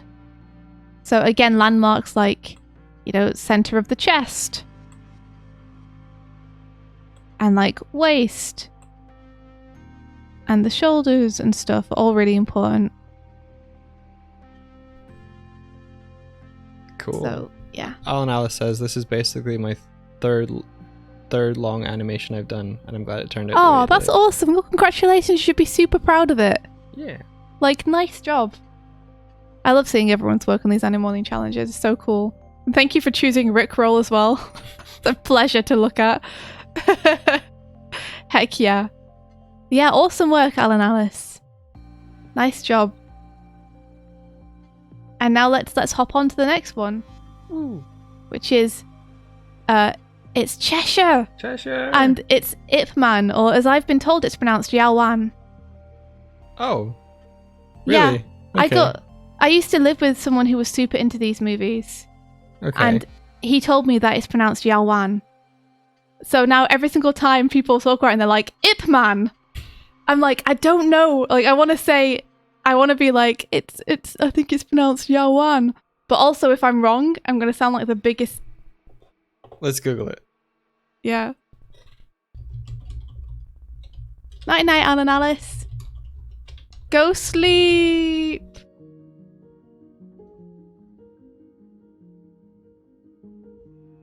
So, Ip Man, or Yao Wan, is a great movie. Really, really cool fights. Mike looks very focused. I'll just play this as he's reading. Yeah, go for it. Ooh, fun. Look at this.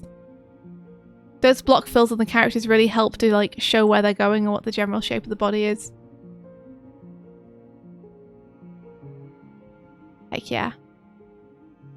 So, if I'm looking at like feedback other than just it's cool, I can see like there's a few little issues with the keeping the volume of the body and such. Like sometimes it feels like it's quite big compared to other times. So let's see. I'm looking at the guy on the left, by the way, the blue guy. Oh, it's Matthew. Hey, dude. So trying to find like a good way to demonstrate that.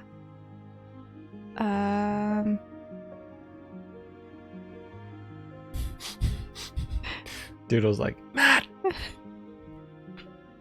Yeah, like between man, it's actually quite difficult to find a good example of this.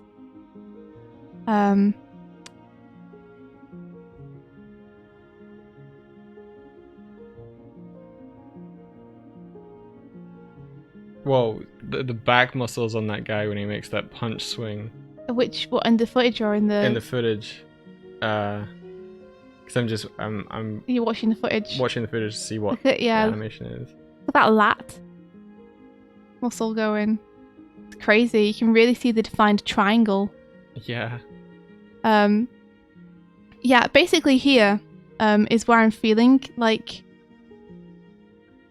this blue frame here and this purple frame. I'm feeling like the body's getting a little bit doughy and big compared to the structure you have on the rest of it. I think that's what I'm feeling. I'm actually finding it very difficult to find frames to compare it to really like show you the difference, which is good because it means that you're keeping consistency through the animation.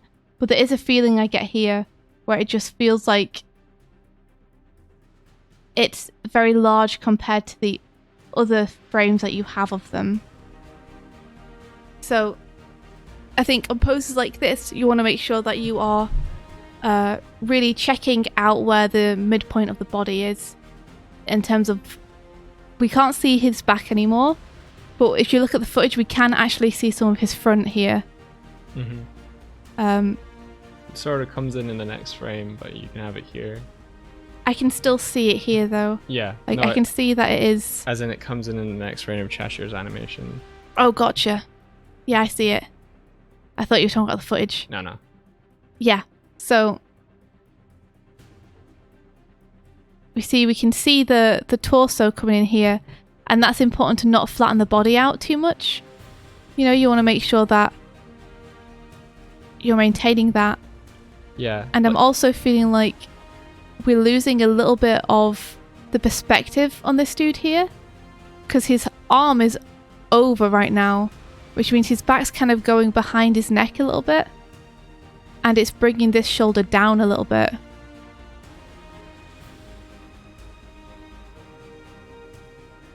And therefore we're seeing a little bit of the front of his chest in perspective here.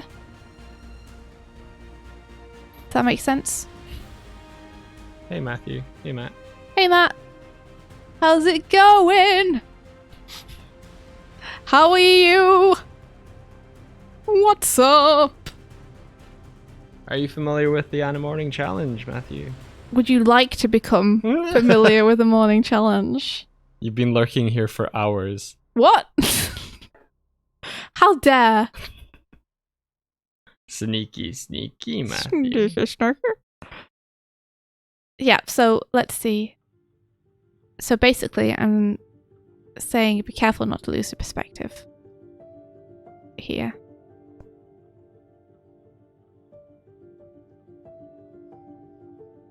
This is wonderful, by the way, though. Like, just in general, I want to say.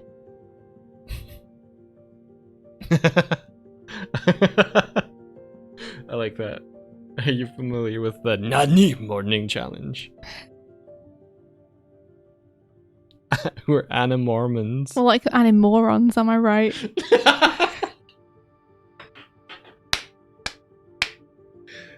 Oh. We have a new challenge, challenger name. A new challenger approaches. Animoron. Yeah, so here you are. I'm just tracing over the footage so I can show you. There we are. So this is the body we're looking at. It's like much more of this kind of... That guy's deltoid is scary. He'll deltoid you into the next dimension, dude. Like that's one thing I notice about the marking in Cheshire is the size and the width of the what she's describing as the shoulder in the reference. His shoulder like it's huge. Yeah. It's huge. Like yeah, if I'm gonna look at the reference and actually draw his shoulder, he's got like. He's mostly shoulder. He's like. He's almost entirely shoulder. This is actual width of his shoulder. Which you can kind of interpret however you would like. But yeah, he's pretty scary. He's all arm. He's just arm with a head attached. But yeah, I like the keys you've chosen. I like the construction on these characters. I think the thing you want to do is what we were saying earlier about like really exaggerating the angles here. So, for example, on the man himself. Did you find any consensus, by the way, on how to pronounce it? No, I saw a lot of people being like, is it IP man or Ip man? And I'm like, I'm getting out. I don't know. And then I went to the Wikipedia forum and it's like, Chinese name this, and I'm like, I don't know how to read Chinese characters. So. Does it have a pronunciation on the Chinese? No.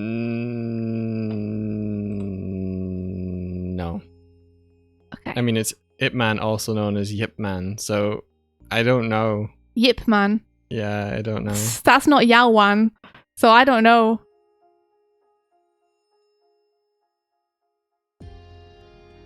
So, like, I'm looking for like these body twists, essentially. Look for body twists. Because they just add so much. And they help your poses feel more convincing. So look for like, where are the shoulders? Which one's higher? Where's, the center line of the body going? Which side of the torso are we seeing?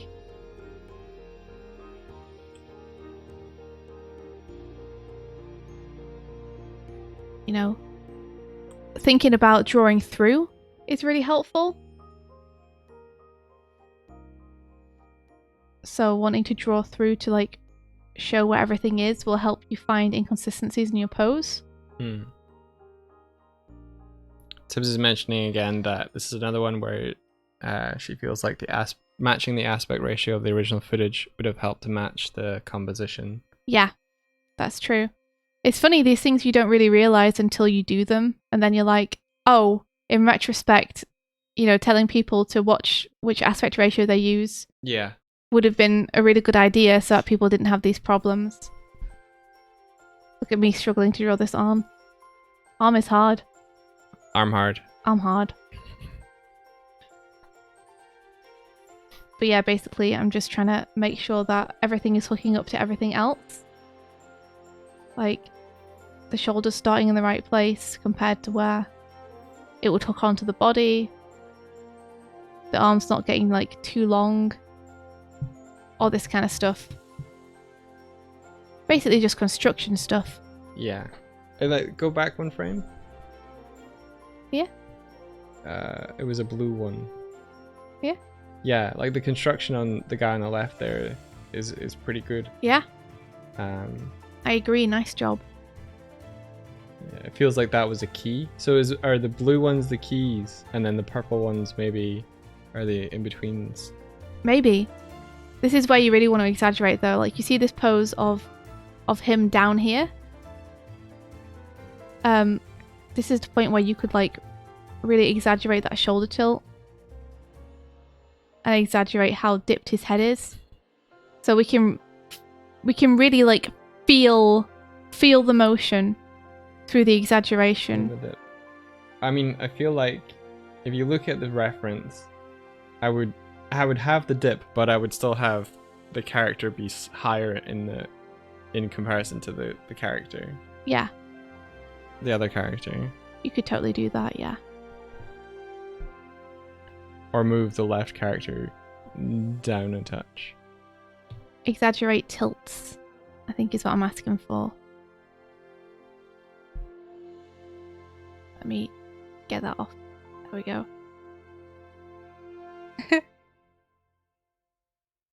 I love that in the footage, he's just like, no, don't.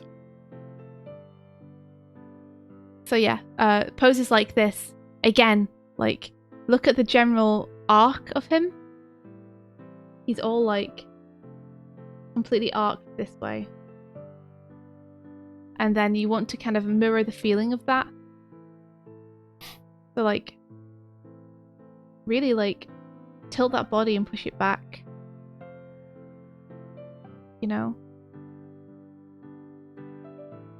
A good thing to do is observe the order of operation of which it is doing when she's drawing. Like, what is she drawing first to communicate what she needs to? And how is she building off of that to get the pose to feel strong? And then I'm deliberately breaking the silhouette here because I want the hand pose to be super clear. Hey, Fidzy. How are you doing? Hey! How are you? How is everything?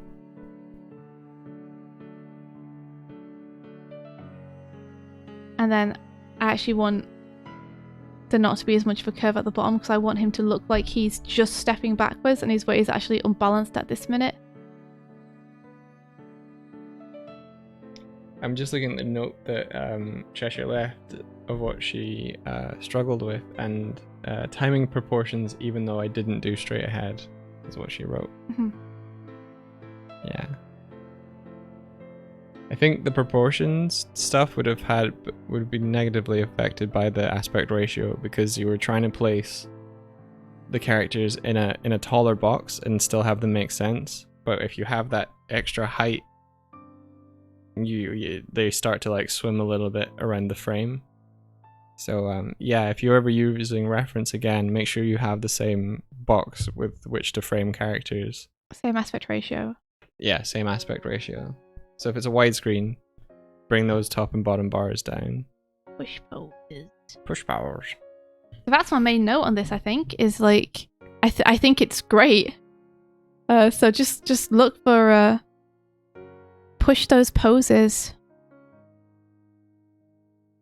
And exaggerate. Exaggerate and adjust.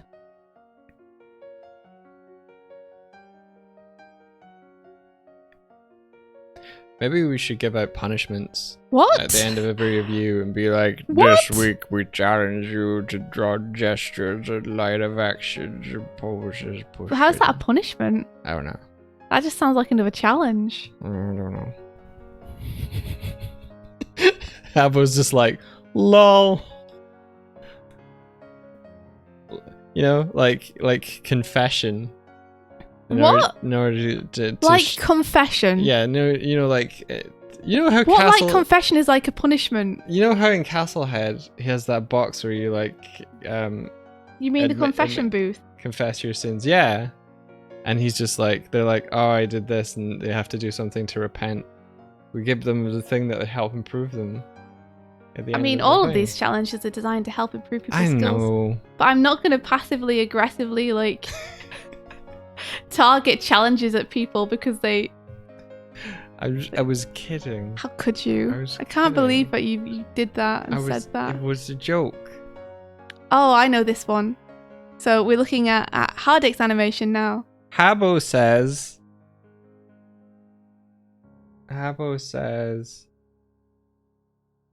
Nothing. Habbo, you didn't say anything. How could you not say anything? anything? I think you guys are going to like this one. I have a sneaking suspicion. So this is Habbo's animation based on the reference of Witcher. Wait! What? Tibbs did one and didn't submit it. Why did you not submit it, Tib? Tib, why did you do one but not submit it?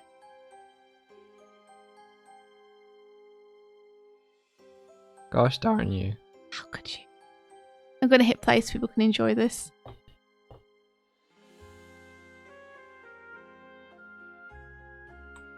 I really like your addition of the cloth to this as well, by the way, Habbo. Which wasn't on the original model. Yeah, that's super cool. Because you've animated that really nicely as well. This nice moving camera as well. It's really cool seeing like you move characters around in space like this. This isn't something that I've seen you do a lot. To actually like, have them dip in and out of camera and come toward and away from the camera. It's super cool to see this. I mean, yeah, guys, like... I mean, I'm not going to have much feedback on this one. You know, it's beautiful. It's awesome. Hardik, you did an amazing job. I hope you're proud of it. Like, I hope that you tighten this up as well, because I would love to see... I think when he's posting it... Sorry, you keep going. Go ahead. I just saw that Habbo was like, I'm looking forward to cleaning this up. Yes. I'm looking forward to seeing this cleaned up, because this base is very, very good. Yeah, you can tie it up. Savage. I'm excited. Let's just go through and geek out a little bit. Okay. So, number one, that's a beautiful starting frame. I love the construction on the body here. You see how Habbo is, like, checking things like the landmarks. So he's got, you know, the clavicle, the top of the chest, the sternum, you know, and everything is, like, nice, simple curves, nice, simple lines all over it. Super nice.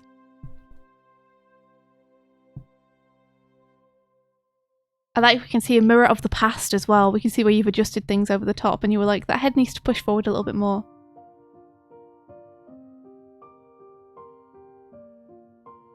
Nice exaggeration of this pose here, of this dude coming in. I like he puts his hand up, like that's going to do anything. That's a nice shorthand for a hand, by the way.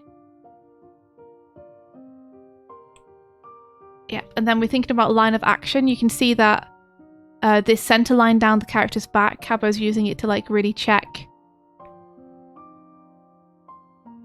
I think you could maybe like, you could potentially push that pose a little bit more. Just by really giving it like a straight down that back. And pushing in that stomach a little bit there. Let me put this tracing paper on. So you can feel that stretch a little bit more. Straights are amazing for showing stretch. Whoop.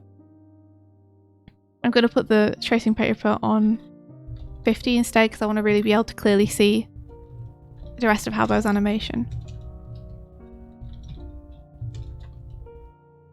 And then like very fast sketches here just to show like the general important stuff, which is like, where's the character's arm? Where's the character's sword?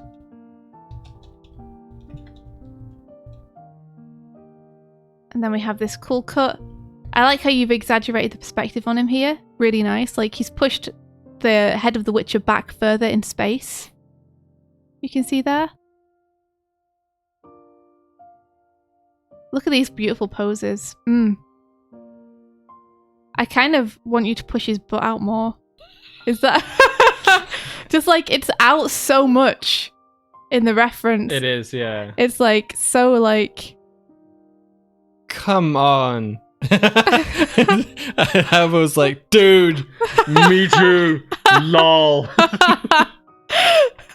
It's so out there, you know. How could you resist? Just wanting to pop that badonkadonk out a little bit. And then like super nice tilt you've got going on here. I might push the back line a little bit if it was me. Just to that. Tiny adjustments. Oh, this is going to be a cool, yeah, I like this pose. Going up, super nice. Notice in Habbo's that the line Maybe economy, like you can still tell where things are going to be placed, but he hasn't over described everything because it's an in-between, or at least it's another, it's like it's a rough frame, but there are enough lines to understand what the pose is. Yes. So that's what we're talking about when we're talking about landmarks. You can tell where the hand is, you can tell where the elbow is.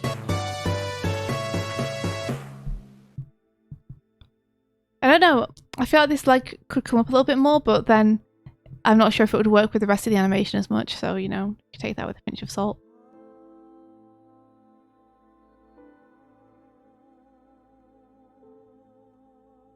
Fuck. I love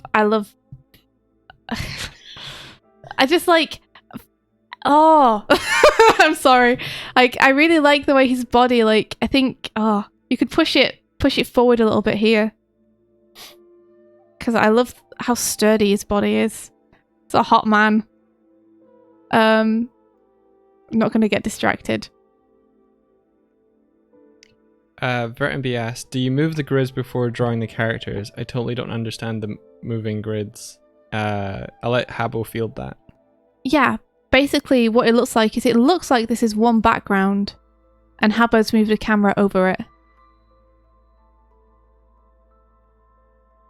Yeah! Slashy slashy, stabby stabby. Really nice posing here. Yeah, and then that's a really nice arc we've got going on with that elbow coming around. That I really like. Would not adjust. 2 stabs for the Animorning challenge today. I mean, you could bring that you could bring the pelvis round first if you wanted. It's kind of nice that you have this anticipation and then the stab is the entire twist. In the reference footage, the pelvis is already in place, so it's like up to you because this works because it exaggerates it more. If you wanted to, you could put the more twist in there by having that rotate around first. Like so. Which would give you less contrast with the next pose, but it is nice and flowy. So I guess it just depends what you want. Poor dude. He got stabbed in his face. Which happens in The Witcher fairly often, so you know. And he's got a jammy todger. Why would you say that? Because someone said, strawberry jam, thanks Witcher. Why would you relate todger to it now that we all know what todger is? You didn't know what it was. I do now though. I'm wiser now. I'm thinking you could bring this up in perspective a little bit more. That's my only note there. This is for the hand, so it's not like the hand feels like it's going straight down in an L shape, but more like the elbow is slightly raised away from the body. Oh, it's so beautiful. Habbo, will you be painting the background for this too? Oh, that's a lovely frame. Look at that. Hmm. I love that twist on the torso. That's beautiful. I enjoy this frame. This is a good frame. You knocked that jammy dodger out of his mouth. He was on a diet. Nice follow through. And then he's coming back up. I like the way you brought the elbow across a little bit. I think you could... can we bring the elbow across a little bit? Can we?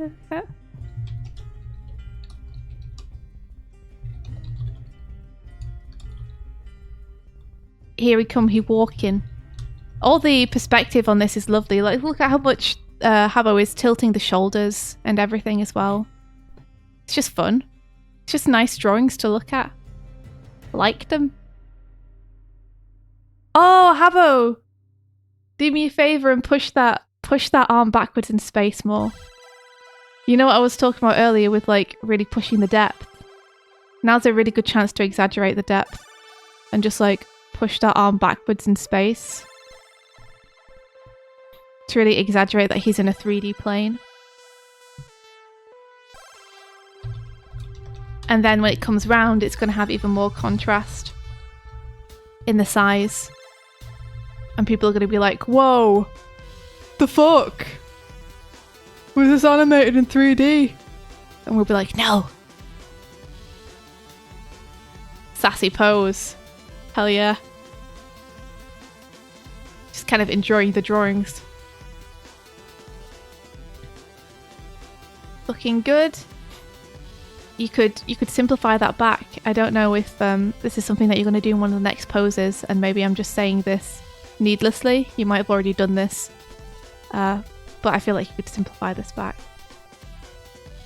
Push it out a little bit.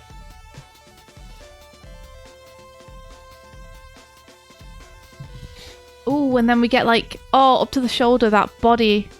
I like that you were like, there's not much I can say about this one. Let's just geek out about it. And then you started geeking and you were like, I can... it's just like, it's so nice though. Yeah, beautiful. Beautiful.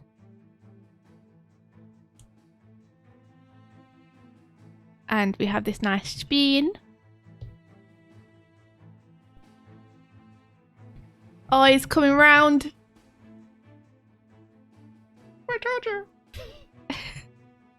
Oh, Habbo, bring that. I'm stuck. Elbow. Bring the elbow forward in space. Here. Exaggerate that depth.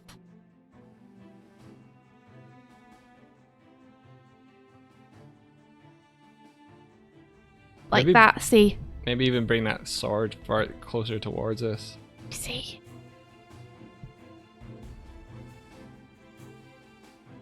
And then it would be like there, probably.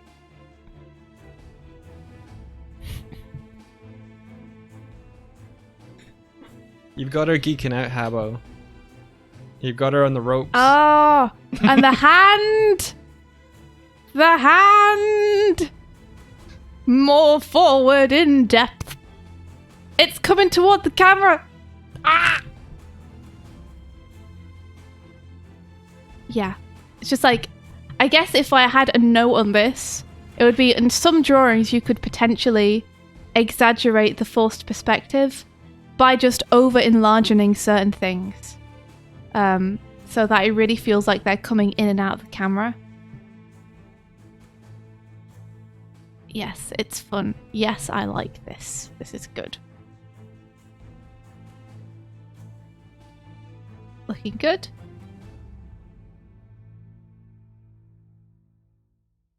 Nice shapes here with the arms. Really enjoying those. Get stabbed in the leg, sir. Get stabbed in the leg. If you're going in and then pulling it back out again, you could exaggerate this a little bit more and have his arm pushed down to here instead. It's just an angle that I'm noticing on the footage that he has going on with this arm. It's almost like he's just kind of bracing it here with his hand.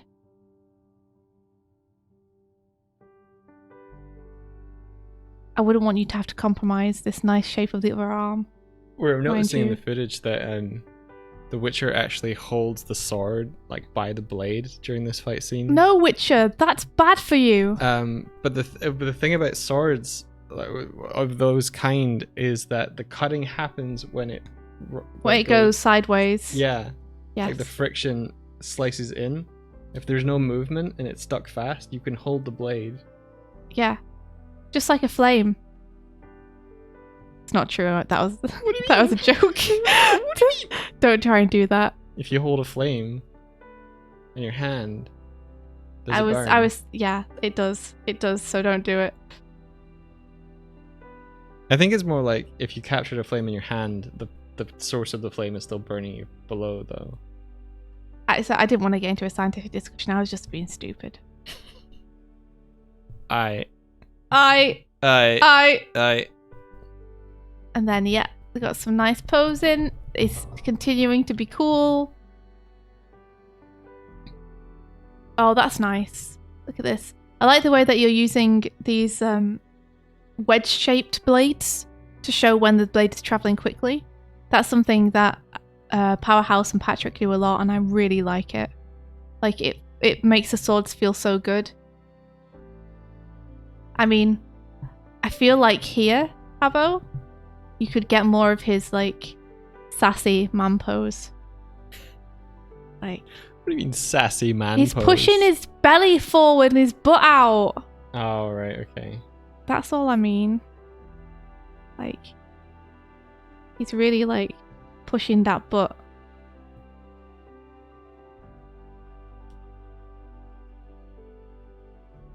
And I just think it's important.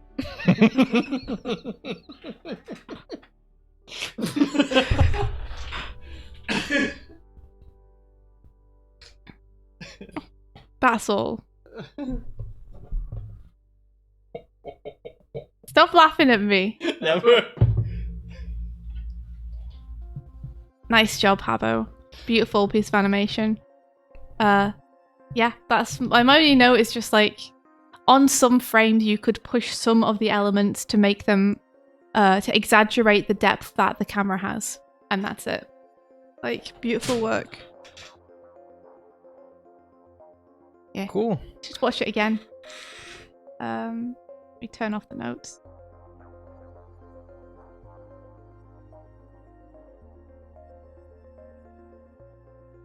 Yeah, a lovely drawing, Habo. I really love the way that you shorthand figures. Very elegant.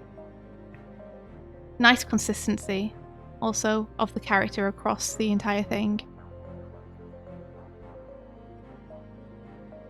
You know, it feels very solid. It doesn't feel like the head is changing size or anything. Great stuff. And now we're on to the final one! Yay! Oh look! It's No, Adam. but it is! We know this person! So, this is... Go! It's Adam from a band called First Day Lions. They're a really, really cool band. They're an Irish band. They are. We met them and they were super cool and nice and hung out with us, and it was fun. And they did a cover of Starlight Brigade. They're really good. You guys should check out the cover of Magnum Bullets they did. It's one of my favourites that they've done. Let me link. So this is The Bird Brain Lions Magnum with her D&D character, which I'm assuming is going to be a 2D Harmony rig again.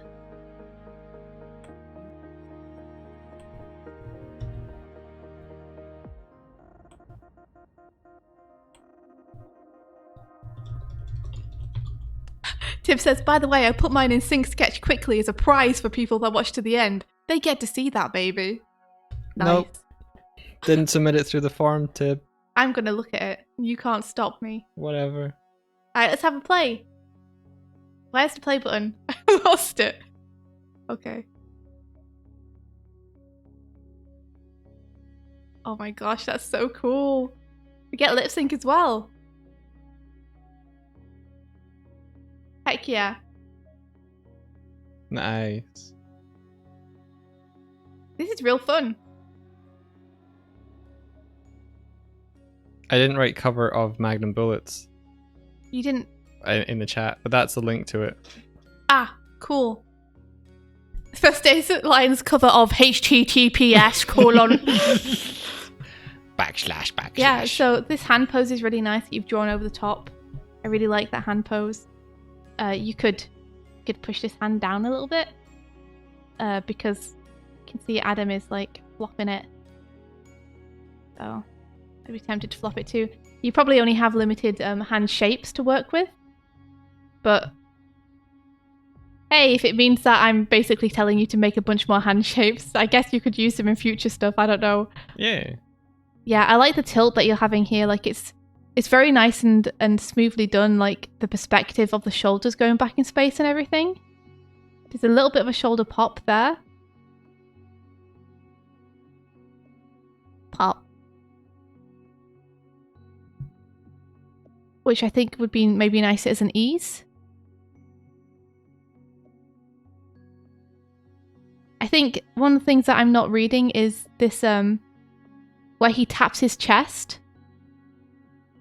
And we're just enlarging the lower arm and the hand. Yeah. But there's something about that that's not... I feel like there might need to be a little bit of distortion happening here, where we actually see like the wrist widen in order to communicate to us that it's come toward the camera, like away from the chest. Let me just move this to the right place, because of course I've drawn it in the wrong place. There we go. So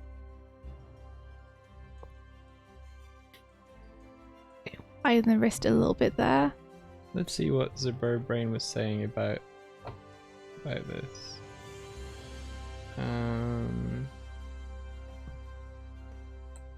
I had they said I struggled with the tapping on his chest. Yeah, part. yeah, it's tough. It's tough. Ah, come on. To communicate, it's coming towards the camera. Okay.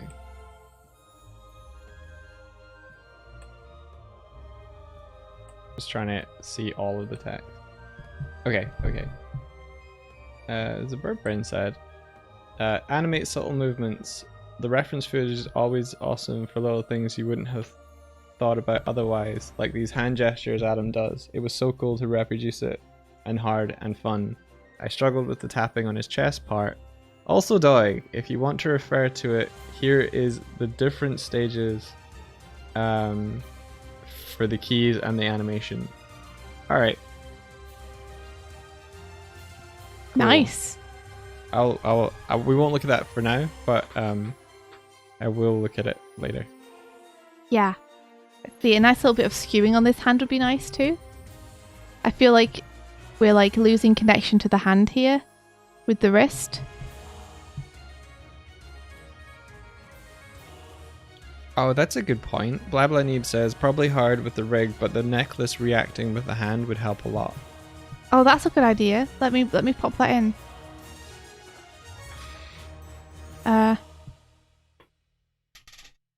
Have necklace react to hand taps.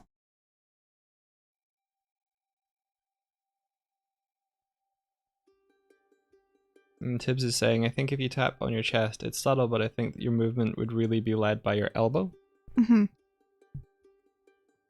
Yeah, it's true. Like his... Yeah. If you look, his hand is coming out a little bit. His elbow's coming out a little bit when he is tapping in.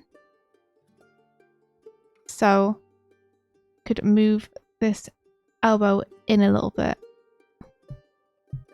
I like that you noticed there was a struggle with the hand tap without knowing that it's a bird brain. Like, you could see it. Yeah. It's really cool. But, I mean, we can watch it and be like, I'm not quite sure that's communicating. Yeah. She's totally fine. Because it's a tough thing to animate, especially with a rig.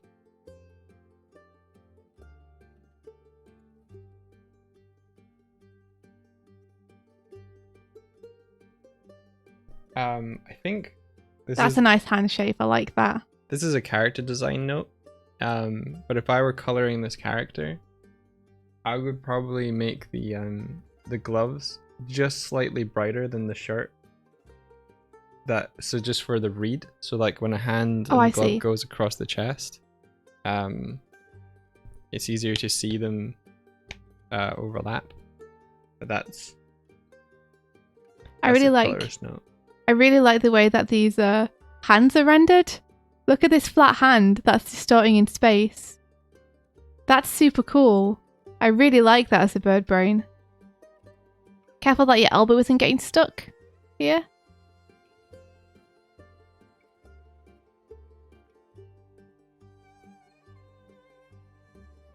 Super cool.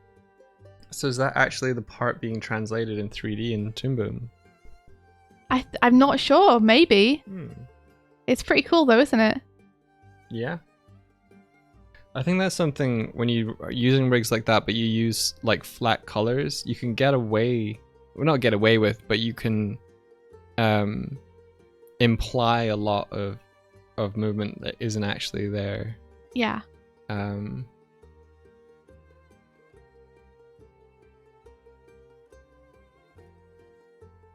There's a feeling I have of the eyebrows moving too easily.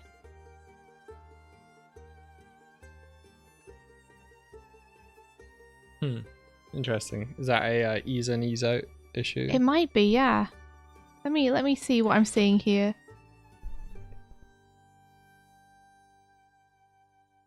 I think it's them coming up, going down and coming up so quickly before the eyes open. I think you could maybe either try bringing the eyebrows in and furrowing them a little bit before the eyes open and then opening it. Or delaying them behind the eyes, or... Because there's just something about watching it where it almost feels to me like they dip down twice, even though they don't. And it's just like an illusion that's given by the eyes opening so soon after them dipping down. That makes me for some reason feel like the eyebrows dip down twice. Are you seeing that? I scrubbed through it linearly once. I think they do dip down twice. They don't. They go down once and then up. But there's a weird illusion happening where it looks like they dip down twice because they dip down so close to the eyes opening. Okay. Like they do it once when the head going down, and then they do it again with the eyes opening. Yeah, but it feels like they do it just before the eyes open, but they don't. They just go down once before the eyes open and then back up. Okay, I see. So I think what would happen, I think what would help is if you ease those eyebrows out a little bit more as they're coming up. So really ease into this less eyebrow position here so that they're still kind of pushing up at the end of the eyes opening. I like the glow on the eyes as well, that's super cool.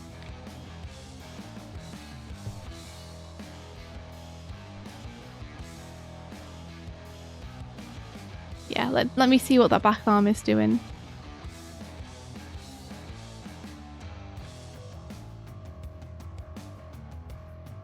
Not doing much, but that's okay. It's not drawing any attention really either.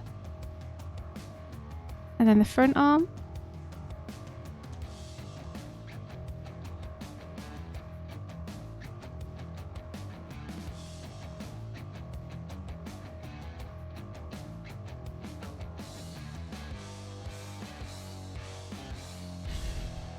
Hey, Chunk Blunk. Yeah, I think one of the ways you could maybe just like give a little bit more elegance to the front arm is rather than having both the elbow and the hand hit the apex at the same point and then have the hand bounce back, to have the elbow hit the apex, then the hand hit the apex, and then to have it slowly come and settle back. So there's a feeling of like a chain link of reactions down the arm, rather than it being...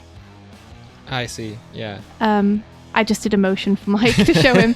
Rather than the elbow and the hand both bounce down, then the hand bouncing back up, to have the elbow hit, then the hand hit, then to have that bounce back up. Yeah, I don't have much feedback on this though. It's really nice. I like the acting.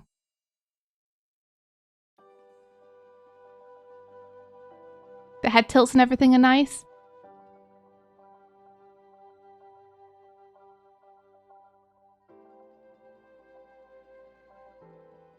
feel like a little bit more overlap in the head would be nice.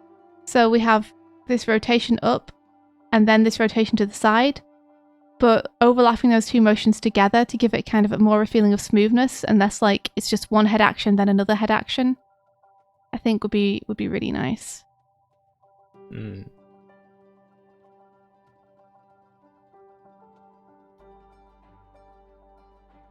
little bit like more anticipation stuff on the head as well. Like having it really pushed down before it comes up. You know, like don't be afraid to push the features down. And really give it like some squash frames and distort it around. I think there's something when you have very subtle motion with a puppet, and sometimes I think it makes it look more like it's a puppet. Whereas doing a bit of distortion on the features, going a bit more extreme with it in certain moments can make it feel more like it's a hand drawn. It's like a little bit more squash. Yeah. And a little bit more imperfection. Because obviously like very subtle motions are very easy to interpret as being a puppet or 3D if it's something that's extremely difficult to do in 2D, which subtle motions are. Subtle motion is like the hardest thing to animate in 2D. Just so much drawing. Can you imagine doing a really subtle slow motion thing in 2D? It's like it's going to be 1,000 frames long, and every frame needs to be like a pixel apart. There's certain shots on Night Runner that is like characters reacting to something in slow motion. Those were pretty tough for you, I think. Yeah, I did the slow motion shots of the glass smashing while the patrons of the club like spun around. Yeah. And that was like, why? I have two poses and I have to get between them in an interesting way, but also the spacing needs to be like tight. On the mark on these really complex characters. They could have just been stills, to be honest. Like we could have just gone stills with them. Yeah, could have, but we didn't. So. Yeah. Yeah. So those are my notes for this. It's like when you were like, let's add an extra mile to it, and then you realize the extra mile is uphill a mountain. You're like, oh, it's a mile, but it's at a 90-degree incline. Yeah, and it's raining. Wait, not 90-degree, 85 it's a wall. Your route is a wall. Nice job, Bird Brain. 90-degree incline. Yeah, Elle did the lighting on those shots. It's so nice. Oh, she really like. Sorry, saying sketch not now. She really denoted like the 3D forms. Like I'd drawn it, but she upped it a level by really describing like the 3D-ness of the forms with the light bouncing off them. Yeah. David did the same for my my big two scenes at the end with Triangle. Try on the Bullet. Like David's effects and his lighting on that, like you see it without them and it just doesn't feel the same. Like it has a feel. It has a feel, but the lighting adds a dimensionality. Yeah, it's true. So what are you doing? What do you mean? I'm showing tips. No, what are you doing? She didn't submit a 3D. It's too late. Here I go.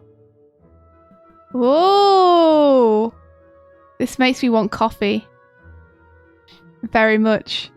That really subtle tilt on that is so nice. Are you deforming the drawing? You're not. You're redrawing it every frame. Like a crazy person. I like that.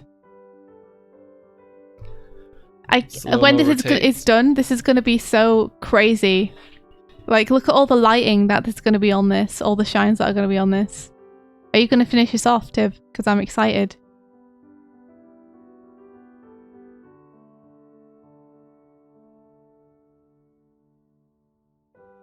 One thing I'm not understanding is what is this this part up here, Tib? Where it's kind of creeping down.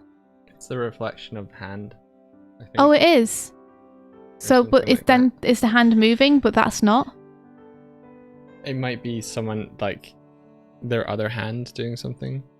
Maybe, yeah. Oh, is it the hand? Is it the hand pushing the pump? Ah, yeah. It looks like it's the hand pushing the pump. Wow, Tib, you animated the hand pushing the pump. that cray cray. Whoa. Well, I like it. I want coffee. Wasn't submitted via the form, wasn't submitted with the social in the top left corner, wasn't submitted with the reference in the top right corner, minus points. Say to the person who like literally bailed us out by coming on and helping give feedback to everyone and doing notes on everyone's stuff the night before. Yeah, whatever. For you. Whatever. Yeah, this is awesome. I'm hungry.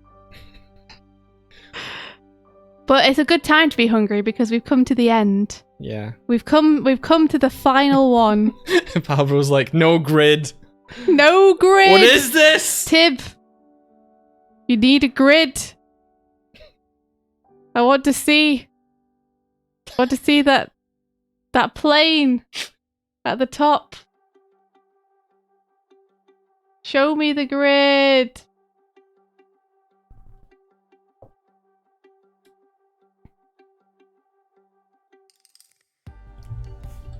That grid probably would be more extreme. I did bad grid. Help. We won't like this. Grid. Grid. You did do accurate perspective for all of it. Awesome. Alright. So I'm gonna give you guys the next challenge. Okay, 1 second. Add a stream marker. I did it. Okay. Roll. So welcome to the next Animorning challenge. So for challenge for this week, we are going to look at silhouettes and how to really push your poses because they work in silhouette. So a few limitations for this challenge. Your character must be humanoid. Because ain't nobody going to be submitting a ball bounce for the silhouette challenge. That's cheating. So it has to be a humanoid character doing some kind of motion, and you cannot have a flat side-on or front-on perspective in it. Okay. No characters in white voids perfectly side-on walking for your silhouette challenge. Oh, that's tricksy then. Yeah, I mean, that's the whole point. The whole point of this challenge, and the thing that it's meant to push with people, is to really clarify their posing. And the point is to create pleasing poses that read well in silhouette. So basically the way that you're free to plan it not in silhouette if you want. Shinobi. But Warrior of the night. But okay, Mike. But the final submission India should have the character like as a block colour. Put this up on the screen. Are mermaids allowed? Yeah, mermaids are allowed. India, check. What? Have you got Discord on your left screen? I don't know. You want to NDA me so I can check? Let me just hide you. Okay. I've linked you something. Can I look at it? Yeah, and I want you to bring it up on the screen while you're talking about It's a good job that you NDA'd me because I was in a project chat on that screen. Okay. Okay. You can share my screen again. We'll bring that up first, so it's over on your main screen. Okay. Go for it. Okay. And then mute it and play it. Can you see? I think people can see now, yeah. No blink. Oh, there you are. So yeah, the challenge this week is to animate something. It's not allowed to be flat on. It should be humanoid. A simple motion, choose something nice and simple. But I would like you to deliver it in silhouette. Cool. Peter Steves, you can totally have that, so long as you do not have a completely flat composition. That's fine. The whole point is to choose something. Choose an action that you feel like will challenge you in terms of the posing. Because if it already challenges you in terms of the posing that you're going to be using on it, and feel free to use like reference like you did this week if you want to. Mm-hmm. If you want to like find something to study and do a fight scene from or something, or I don't some kind of rotation, I don't know, something that's going to challenge you in terms of the posing, then the added challenge on top of doing the silhouette as well is going to really force you to clarify and make clear those poses, Yeah. and hopefully will help push you to the next level with the posing that you're using. I think it's a really cool challenge because it gets you to start thinking about silhouettes and character design. Silhouettes as part of like limbs and stuff, having your pose read clearly throughout the motion. Yeah. In terms of Blah Blah Neve, I suppose that they would just like not render any of the textures or anything on their their bagel boy. You could render an alpha mask or something like that. Yeah. Cool. Well, silhouettes. Yeah, silhouettes. Thank you so much for joining us today. Thank you guys. We went super long and I'm really sorry for that. Because I ended up missing yesterday's stream, I didn't want to push it to day 2. I get you. For today. I wanted to make sure people had the new challenge. Yeah. And everything. All right. So I'm sorry that it went so long, but thank you guys for hanging out with us and being here. Tomorrow we're going to be doing our own artwork and stuff. Let me share the link to the sync sketch for these reviews so that those of you who have been here, you can grab it from here. Yeah. Share. Public. Anyone with the link can access the review. Anyone with the link can view only. Cool. Copy link.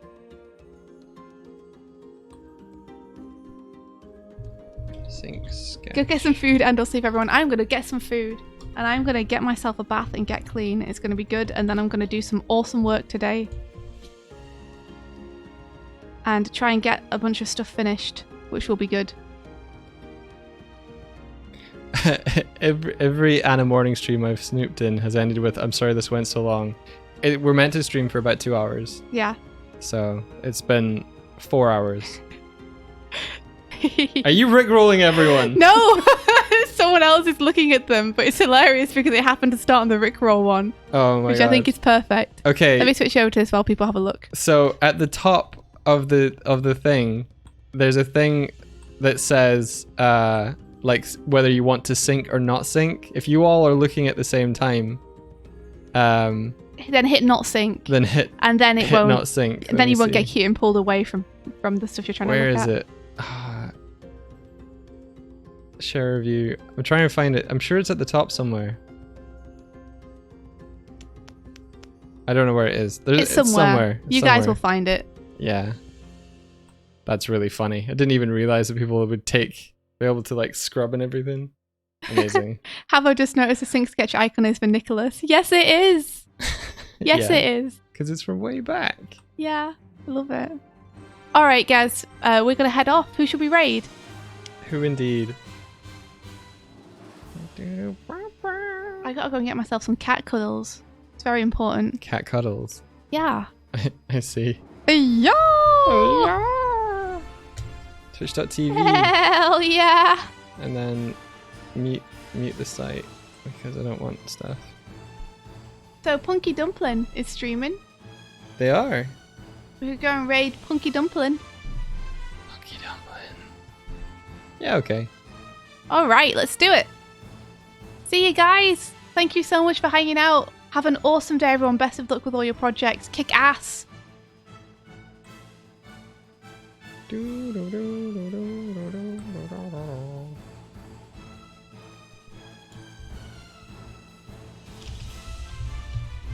Ba, ba, ba, ba, ba, ba, ba, ba, ba. Here we go. Starting the raid. All Thanks right. so much for joining. And may the rest Of your day. be filled With adventure. Take care, everyone. Bye-bye.